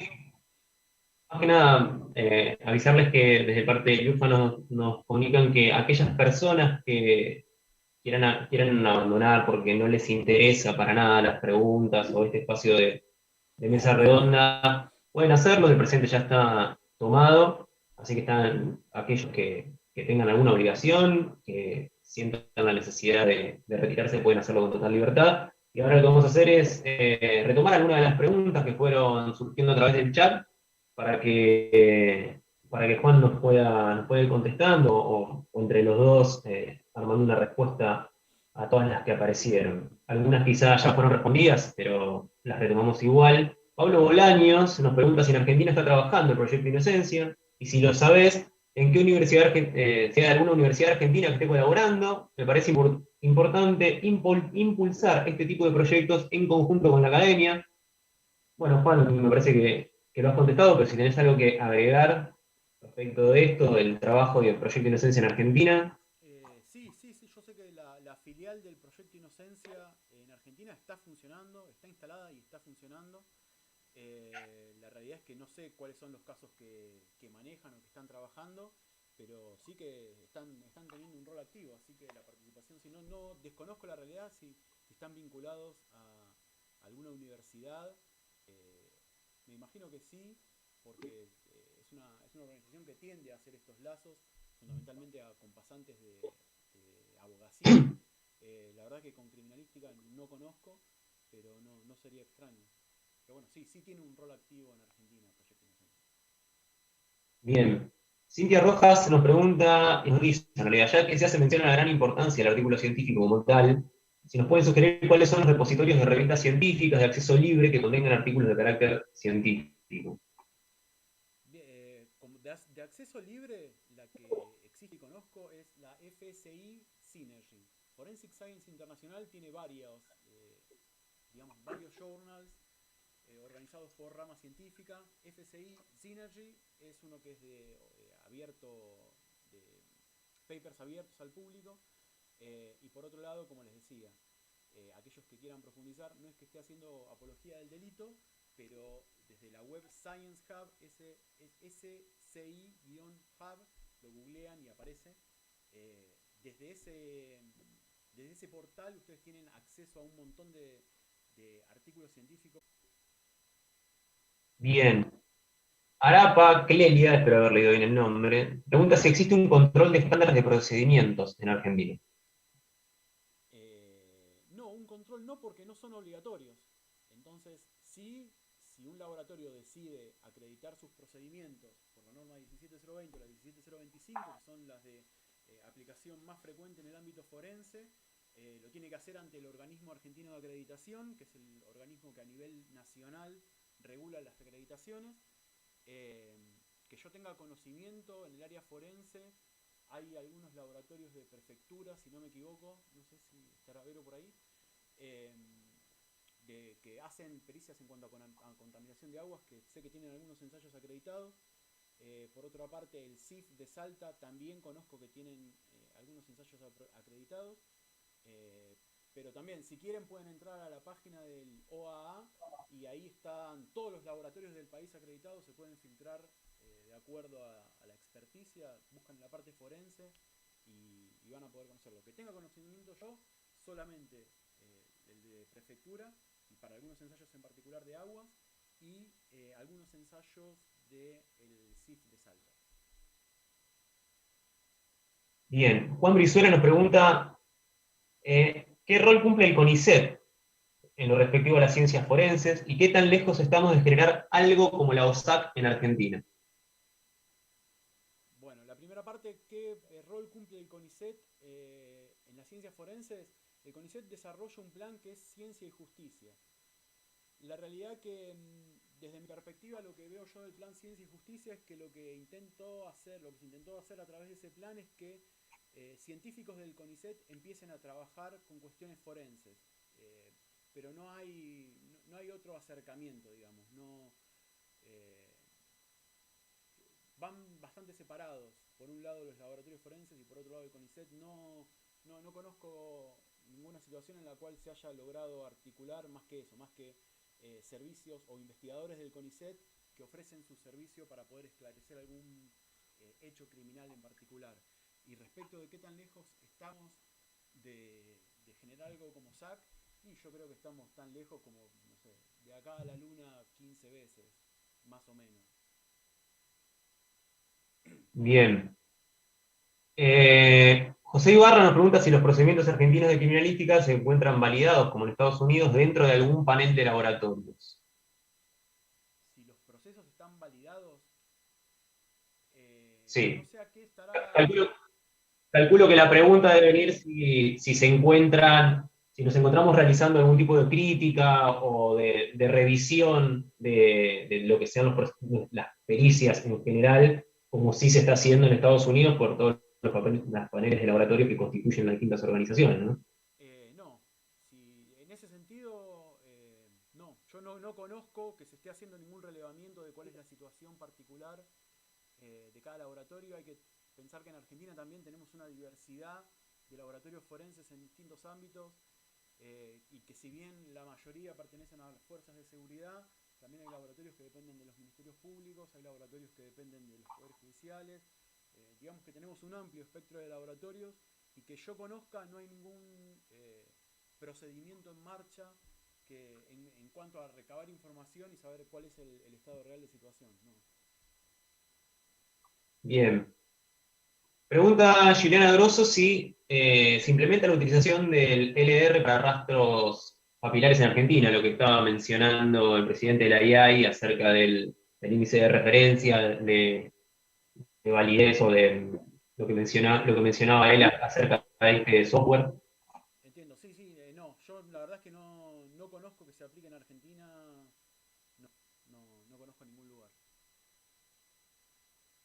Bien.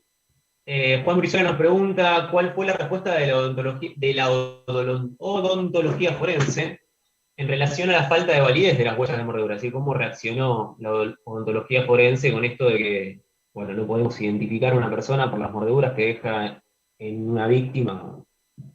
En primera instancia, tengo entendido que dejaron de realizar esa clase de identificación. O sea, no solo que la justicia no las aceptaba, sino que la odontología forense dejó de realizar esa clase de investigación, la odontología forense como organización, ¿sí? No particularmente cada odontólogo. Pero bueno, al descartarse como prueba, no se siguió haciendo, y tampoco hubo, hasta donde conozco, estudios que se profundizaran o métodos que se cambiaran como requería el PICAST para darle validez fundacional al método. Así que quedó como una disciplina que no se utiliza más, como por ejemplo el análisis de proyectiles o de los componentes de los proyectiles para ligarlos a un lote determinado. Sí, en ese caso en particular es interesante esto que plantea Juan también, el tema de que las organizaciones no se desentienden de las críticas. El FBI, como bien decía Juan recién, dio de baja la práctica de determinar si una bala pudo haber venido del lote que tiene algún fulano en el cajón de la casa. Porque lo que hacían era eso, era, bueno, si yo no te puedo identificar el arma de la que salió, quizá te puede identificar si este proyectil que le sacamos de la cabeza a alguien también corresponde con los proyectiles que tiene Juan en el cajón de la casa cuando le hicimos el allanamiento. Y a raíz de estas críticas, el FBI dejó de practicarla directamente a lo que es esta pericia, porque lo que vieron es que las coladas de plomo son absolutamente, no son uniformes, entonces no se puede determinar eso. Hay distintas concentraciones de distintos elementos en una misma colada con la que se realizan los lotes. La dieron de baja. No hay una resistencia de decir, no, nosotros tenemos razón en realidad, por más que nos den estas críticas, las dan de baja. Lo que pasa es que depende mucho de cada disciplina en particular y después de cada perito, obviamente que en lo personal. Pero las respuestas, cuando tienen que darle baja a algo, son fuertes y se anula directamente el estudio que se venía realizando. Eso es importante también, entender que estos informes pegan, hay respuestas, pero hay soluciones también. Y si hay que darle baja a algo porque realmente nos están diciendo que no tiene valor, se dejan de practicar. Entonces eso es importante para entender de que no son solamente críticas y nosotros nos vamos a quedar acá enojaditos del otro lado de la computadora, sino que hay que ponerse a trabajar para ver esto que nos están diciendo. Después nos preguntan si existe en la Argentina una comunidad criminalística que profundice sobre estas problemáticas, o si todavía hay regiones forenses con prácticas viejas y arraigadas. Y bueno, eso yo creo que no estoy en condiciones de hacer una evaluación de forma integral, porque como les dije, el país es súper heterogéneo, pero ese termómetro me parece que lo van a tener ustedes del lugar de donde son mejor que yo, y me parece que el indicador es preguntarle a nuestros compañeros o a las personas con las cuales nosotros llevamos adelante la profesión, es qué tan al tanto estaban de estas cuestiones. Fíjense, esto no es que estamos con noticias de ayer o de la semana pasada. El reporte de la Academia Nacional de Ciencias fue en el 2009, el reporte de PICAST fue en el 2016, y eso ya son respuestas a problemas que arrastraban desde el 2000, hace 20 años. Entonces me parece que la respuesta a eso lo va a tener cada uno de ustedes conociendo su entorno mejor que yo.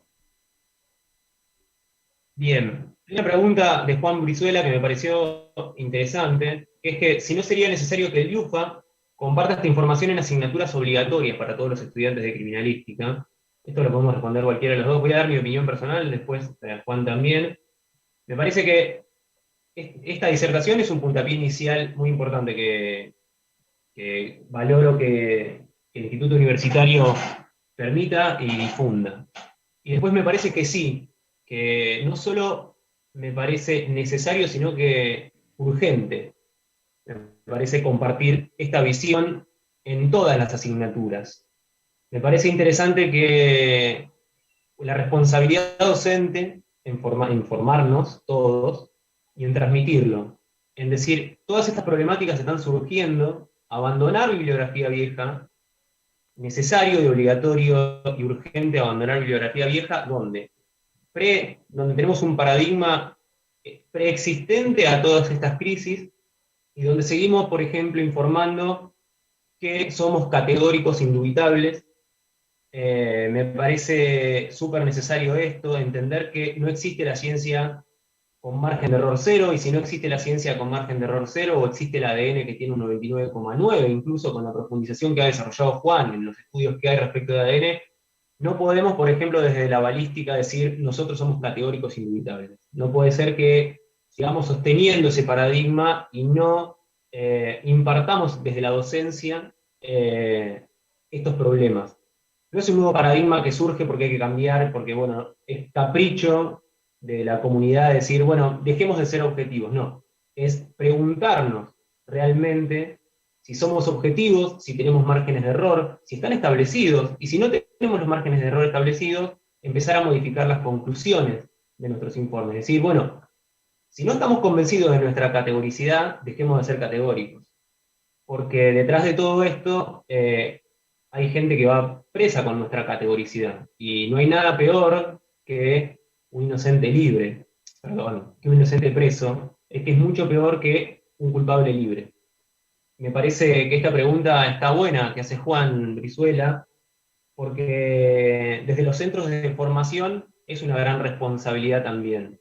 Empezar a hacer eco de la crisis, problemas y cuestionamientos que hacen las organizaciones científicas en otros lados del mundo y que también nos caben, porque después de todo estamos bajo el mismo paraguas y que tenemos que empezar a observar un poco.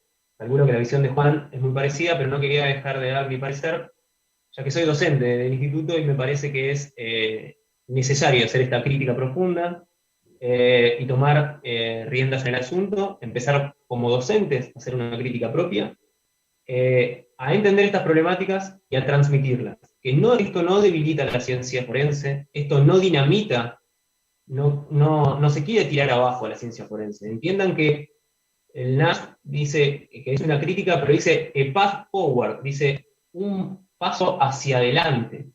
Nos quieren ayudar a mejorar. Y me parece que lo primero que tenemos que hacer como institutos educativos es entender el diagnóstico, y toda persona para superar una enfermedad primero tiene que reconocerse en la enfermedad y decir, bueno, me parece que no está tan equivocado este diagnóstico y hay que ponerse a solucionarlo, y una vez de eso empezar a transmitir estas problemáticas. Así que estoy de acuerdo con lo que dice Juan Brizuela respecto a esto. No sé, Juan, ¿cuál es tu opinión? Sí, yo tengo un pensamiento similar. Yo creo que el Instituto Universitario de la Policía Federal juega un rol clave en la formación de los criminalistas, no solo a nivel nacional, sino que a nivel incluso latinoamericano. Entonces no es menor el rol que pueda llegar a desempeñar. Por otra parte, es el Instituto Universitario de la Policía Federal quien nos está dando este espacio y nos está brindando la posibilidad, como decía Nehuen, de divulgar esto. Entonces, bueno, yo creo que esto es un trabajo diario de divulgación, de actualización, que también lo tenemos que impulsar nosotros como criminalistas, porque tanto Nehuen como yo también nos podríamos haber quedado con la lectura de lo que leímos y bueno, listo, y lo comentamos entre nosotros, pero el tema de organizar esta charla, de que el Instituto Universitario nos dé el lugar, de que se apruebe ese proyecto y nos permitan impulsarla, bueno, ahora ya acá ya no somos Nehuen y yo, hay 120 personas, no sé, 200 personas que ya tienen el bichito de esto de, bueno, a ver lo que hicieron estos dos, qué pasó, qué tanto es. Yo creo que esta información va a ser novedosa para muchos de ustedes, quizás otros ya algo conocían o incluso quizás tenían más profundidad que nosotros, pero me parece que lo que tenemos que hacer es, reconociendo el problema, empezar a trabajar o no quedarnos en la zona de confort y empezar a impulsar cambios. Una forma de impulsar cambios es haciendo esto, divulgarlo. Yo estoy seguro que de acá a un tiempo el Instituto Universitario va a empezar a tomar medidas en este sentido, a rever los programas, a incorporar nuevas temáticas, a revisar la bibliografía. Hay que entender que también esto es un proceso paulatino y no es que mañana nos vamos a levantar y listo, vamos a tener una criminalística del primer mundo, y no, porque también tenemos que asumir la realidad que nos toca vivir, que estamos limitados en cuanto a recursos, en cuanto a accesos, en cuanto a... Bueno, entonces creo que lo que mejor podemos hacer es, dentro de nuestra realidad, dentro de nuestro ámbito de influencia, hacer todo lo posible por difundir y por realizar mejoras en nuestra práctica directa. Bien. Preguntan acá que fueron apareciendo, ¿qué estándares regulan la criminalística en Argentina? Y en la realidad que, por lo menos en lo que es identificación balística, quizás Juan puede hablar de algo más, lo que es, vamos a la clase que viene, vamos a profundizar un poco el tema de lo que es un estándar y lo que es un protocolo, pero no, estándares como están generándose en OSAC, no hay en Argentina. No hay un organismo que nuclea la ciencia forense, no hay revisión de pares y no hay generación de estándares. Es como que hay una gran frase que al menos yo cuando cursé, que cursamos juntos en el instituto, y que se sigue arrastrando también en los procesos educativos y hasta en la ideología quizá más profunda, científica de nuestras disciplinas, es algo muy particular y justamente va en contra de la creación de estándares, que es que cada perito tiene su librito, ¿no? Calculo que más de uno ha escuchado esa frase y la hemos acuñado, yo también la he acuñado como tal. Sin embargo, en Estados Unidos lo que estamos viendo es todo lo contrario, es la creación de estándares, es un solo libro para todos. Es como que filosóficamente estamos al revés, mientras que acá cada cual hace lo que puede, o conoce, o quiere, en el peor de los casos, allá lo que se está tratando de hacer es de estandarizar, que es mucho más profundo que hacer un protocolo. O sea que la respuesta es que, al menos en identificación balística, no hay estándares que regulen nada en identificación balística, y no sé en el resto de las disciplinas, que Juan tiene más conocimiento, pero calculo que no. Sí, en realidad el problema no pasa por si hay o no hay estándares, sino si existe la decisión de adoptarlos, porque estándares hay. Si ustedes entran en la página de OSAC o en la página de ASTM o en la página de ISO, tranquilamente quien tiene poder de decisión puede adoptar ese estándar y tratar de aplicarlo en su institución, en su organismo, en su dependencia, en donde sea. El tema está en que no son obligatorios. Entonces no son obligatorios si no hay conocimiento. Entonces, algunos lo aplican, otros no. Después muchas organizaciones o instituciones tienen protocolos propios, entonces se tratan de resolver las cosas a través de la creación de protocolos propios, pero bueno, no hay un impulso acerca de la unificación de la metodología forense a nivel general, ni una producción con el grado de solidez de los documentos que genera OSAC, por ejemplo. No hay. Y ya les digo, acá me parece que uno de los principales problemas es que la mentalidad que se tiene es, bueno, necesitamos un protocolo, inventemos un protocolo y nos sentamos a redactar un protocolo. Pero lo que tengo que hacer es paren la pelota. Si hay un montón de protocolos que ya están escritos por un montón de gente que estuvo un montón de años estudiando y que los sometió a un montón de procesos, ¿para qué nos ponemos a querer inventar la pólvora si la pólvora ya está inventada? Entonces, bueno, hay que ir rompiendo, yo creo, esas barreras. Muchas veces estos estándares, estos protocolos no se conocen. Pero bueno, volvemos a lo mismo. Una implementación de un protocolo no la puedo hacer yo, no la puedo hacer Nahuen. Eso es una decisión que nos escapa a nuestro ámbito de influencia. Entonces, quizás estaría bueno que quienes sí tienen esa capacidad de toma de decisiones profundicen, elijan los protocolos, lleguen a acuerdos y haya una política seria de implementación de estos estándares. Sí, en eso era importante también en esta charla darles a conocer eso, que en vez de crear, quedó más que claro que no tenemos una organización que estandarice cosas, donde haya un flujo de crítica por pares o revisión de pares, tal cual existe en Estados Unidos, como es la OSAC, bajo lo que es el Instituto Nacional de Estándares y Tecnología. Pero lo importante es que si uno se mete en la página de OSAC, que es lo que tratamos de difundir, los estándares que ellos ya tienen aprobados están, y son libres, se meten en cada uno de los subcomités de cada una de las disciplinas, y ahí dentro tienen los estándares que se están desarrollando, los que ya fueron enviados a revisión, y los que ya fueron aprobados por un SDO, que son los organismos de estandarización, como ASTM, ISO y demás. Es clic, descargar y leerlos, y tener voluntad de aplicarlos o no. Entonces, lo importante es eso, ¿existen estándares en Argentina? No. ¿Existe una comisión que realice este tipo de estándares? No. ¿Está la OSAC en Estados Unidos? Sí. ¿Podemos acceder a esos estándares? Sí, a través de su página, libremente. Descargarlos, leerlos y quizá, en base a esos estándares, crear protocolos con nuestras realidades, pero siempre basándonos en algo que está estandarizado y homologado, por así decirlo, en una comunidad científica enorme, como es la americana en Ciencias Forenses. Entonces, la idea era un poco eso, llevar a conocer de que están las respuestas por ahí, porque las críticas ellos las tomaron y se pusieron a solucionarlas. Y qué más valioso que, como decía Juan, juntarnos él, yo y algún otro de acá que nos mande un mail en un café y decir, che, y bueno, mejor hagamos un protocolo, pongámonos de acuerdo, y sacamos el protocolo a Corinti, Otero y algún otro más de identificación balística. Y en otro lado, en otra provincia, sale otro protocolo con otras características. No, ya están estandarizadas muchas cosas, hay que ir buscarlas, leerlas y ver qué nos dicen y qué cosas están escribiendo sobre el tema.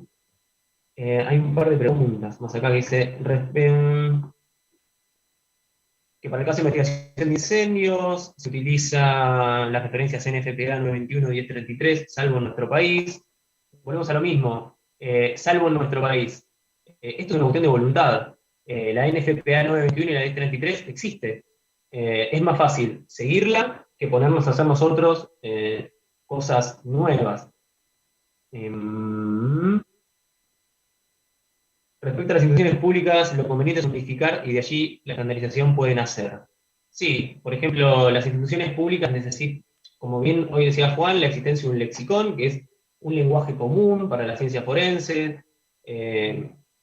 No se está dando en el país. Perdón, en base a lo que pregunta Félix, que me pide si le puedo mandar el repositorio, tengan en cuenta que todo el material de todo lo que está en la charla, el PowerPoint, más la bibliografía que está ahí, más el enlace a los videos, todo eso, voy a armar una carpeta compartida y se las voy a mandar para que el día de mañana quieren tener la fuente de consulta de lo que se habló y de las citas que se utilizaron para que lo puedan hacer. Así que denme tiempo a que la termine de armar, pero les voy a hacer llegar todo el material que se expuso para que lo tengan a disposición. Maxi acá nos dice, Maxi Ríos, que también hay que destacar que no solo es una falencia de la comunidad forense, sino que la justicia está muy cómoda con una respuesta binaria. Calculo que la respuesta binaria lo que quiere decir es el sí o el no, digamos, básicamente. Esto es identidad, ¿fue fulano? Sí, no. No sé si tenés algo para agregar sobre eso, Juan, sobre lo que es la relación, más vos que estás en el Ministerio Público, la relación entre lo que es la ciencia y la justicia, la ciencia y el Ministerio Público, los intereses que se... Esa relación es compleja y no solamente acá en Argentina, es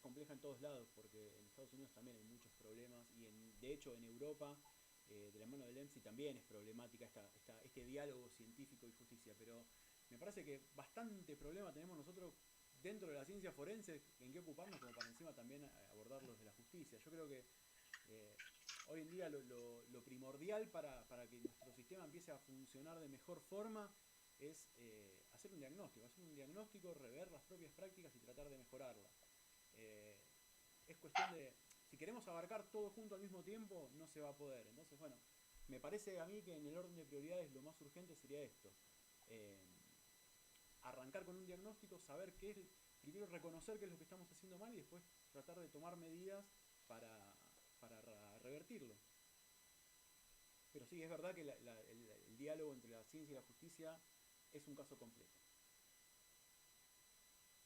Bien, más preguntas no tenemos, así que podríamos dar el cierre. Juan, si vos querés hacer algún comentario final, o creo que me habían dicho, no sé si está Jorge o Sola presente y quería hacer algún comentario, que nos habían dicho que lo iban quería hacer algún comentario final, si no...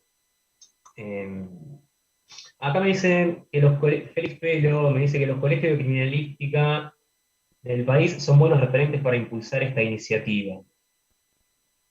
No sé, Juan, si vos tenés...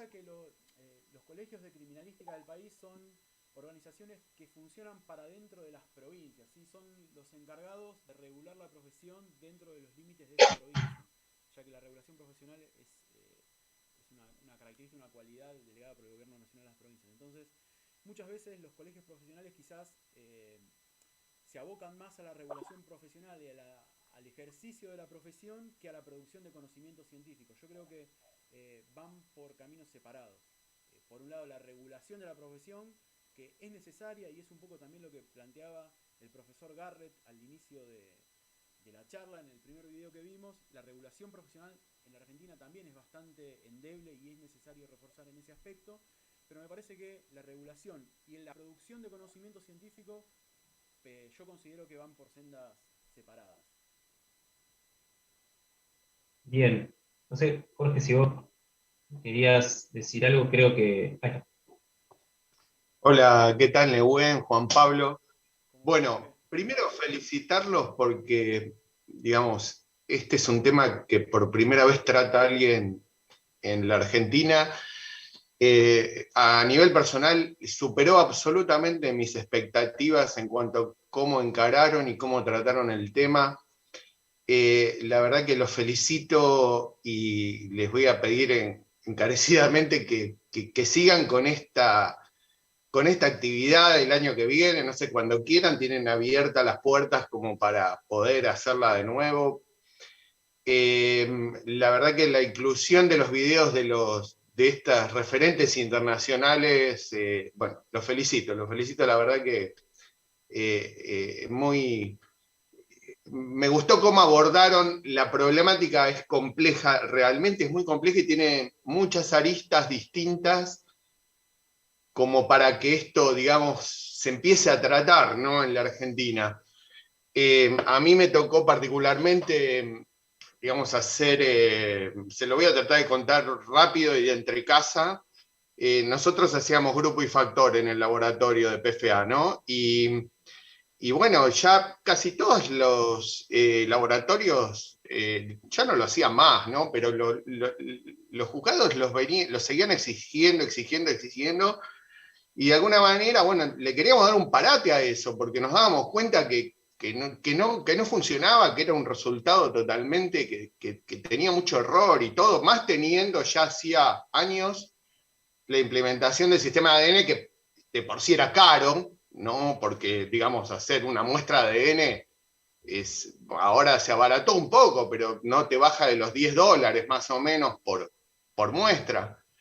Y bueno, el policía nos dijo, bueno, está bien, si ustedes lo pueden sustentar con algún trabajo científico, lo vamos a... Y bueno, encaramos, hicimos un trabajo científico, estadístico, el que lo quiera ver está publicado no me acuerdo en qué número de la revista Minerva, del UFA. Y bueno, pudimos, la misma institución fue, ¿no?, de alguna manera que nos exigió esa para decirle a los jugadores, miren, basta, no vamos a hacer más grupo y factor, porque no es un dato científicamente certero, ¿no? Así que bueno, me tocó en un pedacito muy chiquito contribuir a este tema. Después la complejidad, uno, bueno, Juan Pablo, Nehuen, muchos de los que estamos acá, consultamos como docentes o como por curiosidad, por la misma disciplina en que estamos, publicaciones científicas, y nos preguntamos, en Argentina, ¿se hace investigación forense? O sea, se hace investigación científica forense, ¿no? Ese es el... O sea, porque todo esto tendría que empezar con esto. O sea, todo el abordaje de este tema que estamos tratando hoy tendría que empezar con, ¿se hace investigación en Argentina en este momento? No, no se hace. El único que yo conozca, digamos, es el IUFA, que tiene un departamento de investigación y desarrollo, tiene una secretaría de investigación y desarrollo. Hay proyectos de investigación, sí, no se hace de un día para el otro la investigación y desarrollo, si vamos a pretender tener la calidad, la cantidad que tiene una universidad nacional, estamos a años, a décadas de hacerlo. Y yo, bueno, ¿por qué pasa esto? Bueno, por un sinfín de temas. Una, porque los docentes no están, de alguna manera, por cuestiones, por mil cuestiones, no abordan el tema desde el punto de vista de investigación, porque a veces las fuerzas de seguridad tampoco quieren aportar y ceder los datos, ¿no es cierto? A mí me ha costado un montón pedir permiso para usar datos por ejemplo, estadísticos que me da un equipo para hacer un trabajo de investigación, ¿no? De datos de porcentajes de marihuana, de cocaína, de drogas sintéticas. La peleé muchísimo para que me den esos datos. Entonces, por ejemplo, qué bueno sería poder usar los datos estadísticos de la división papiloscopía, balística, de las distintas fuerzas federales, ¿no? Bueno, yo acá creo que, bueno, yo la peleé de abajo, ¿no? Pero a mí me parece que tendría que haber una decisión política para crear todas estas instancias digamos, y poder avanzar en este sentido, porque si no, no podemos avanzar, no podemos, o sea, es pelear David contra Goliat, digamos. No se puede. Si no hay una voluntad política de que se creen estas instancias, no se puede avanzar, desgraciadamente. Y después sí, tiene razón, digamos, hay que, en eso sí, digamos, yo me hago cargo como director de la carrera, digamos, al plantel docente tratar de que aborde el tema y que de alguna manera lo empiece a transmitir a los alumnos, ¿no? Y bueno, no quiero hablar más porque no me quiero extender más, pero bueno, nada, les agradezco a todos, a los presentes que se quedaron, y bueno, nada, felicitaciones y los voy a volver a ver el sábado que viene. Bueno, gracias. Gracias, Porque nosotros... por las palabras. Y bueno, la verdad es que para mí ha sido un gusto prepararlo, fue mucho esfuerzo, pero creo que a partir de las evoluciones que he tenido, creo que valió la pena. Y bueno, creo que esto tiene que ser un disparador, y yo estoy convencido de que, por lo que contaba Jorge, el IUPFA tiene que ser un bastión. Yo considero que es una de las instituciones de enseñanza criminalística más importantes, en serio, a nivel nacional y a nivel internacional, y que tiene un potencial enorme. Lo que pasa es que muchas veces, como comentaba Jorge, empiezan a jugar cuestiones políticas, cuestiones propias internas de las fuerzas de seguridad, que tienen lógicas bastante particulares, pero la realidad es que es una institución que tiene potencial, tiene recursos, y falta empezar a aceitar esa maquinaria y que empiece a caminar, porque la verdad que es una picardía todo el potencial que tiene y que no esté siendo aprovechado tanto como podría. Así que ojalá que esto sirva como para disparador, y que muchos estudiantes y y docentes se empiecen a interesar por la investigación científica, porque la realidad es esa, es que no hay investigación científica. Y el DIUFA... Aparte, Juan Pablo, disculpa que te interrumpa, Juan Pablo, pero la cantidad de datos que genera forenses que hay en este país, de las distintas fuerzas, de las distintas laboratorios forenses, es inconmensurable. ¿Por qué no los podemos usar? Sería una gran pregunta esa. ¿Por qué no se puede usar? Bueno, pero bueno, volvemos a un poco a lo que planteaba al inicio de la charla. Hay cuestiones que nosotros, o yo desde mi lugar, no puedo resolver, y estaría bueno tener una reunión o planteárselos a la gente que sí tiene poder de decisión en las instituciones, en las organizaciones, en los organismos públicos. Entonces, empezar a pinchar, empezar a impulsar. ¿Por qué no se puede? ¿Cuál es el problema? Nadie está diciendo de salir a publicar en los diarios el nombre de una víctima o los datos finos de una causa. No, no, no. Estamos hablando de nutrirnos de la casuística para poder generar investigación científica. Entonces, ¿cuál sería el impedimento? Bueno, estaría bueno que empecemos a pinchar y a preguntar a los que pueden tomar esa decisión por qué no se puede. Sí, eso es tal cual, así. Bueno, en caso de que no haya ningún tipo de preguntas o que no quieras agregar nada, Juan, para finalizar, ya estamos como voy a dejar mi correo por si surge alguna pregunta o necesitan, estaba en la publicación, por las dudas lo voy a volver a dejar en el chat. Y bueno, quedo a disposición por cualquier otra cosa que pueda llegar a surgir o que se les ocurra.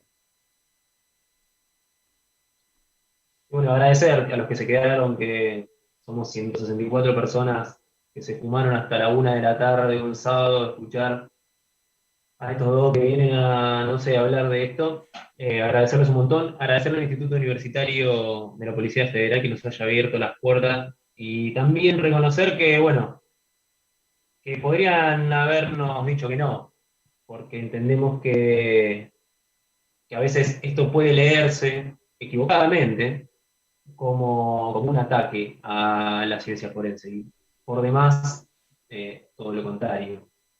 Creo que la idea nuestra siempre es sumar, aunque parezca que en un principio se quiere restar, porque decir, bueno, vamos a criticar todo, sí, vamos a criticar todo, pero la idea es primero reconocer esto y ver qué podemos hacer, qué están haciendo afuera y qué podemos hacer nosotros, de sumarnos a esa movida. Así que bueno, reiterar el agradecimiento de decir, bueno, vamos a dar el espacio a que surjan críticas y surjan cuestionamientos a lo que ya venimos haciendo hace un montón de años. Así que, nada, yo no tengo más nada que decir. Juan, si querés cerrar y yo ya... No, gracias a los que quedaron, nos vemos el sábado que viene, y bueno, que tengan un lindo fin de semana. Gracias a todos y nos estamos viendo. Adiós. Gracias, buenas tardes. Recording stopped.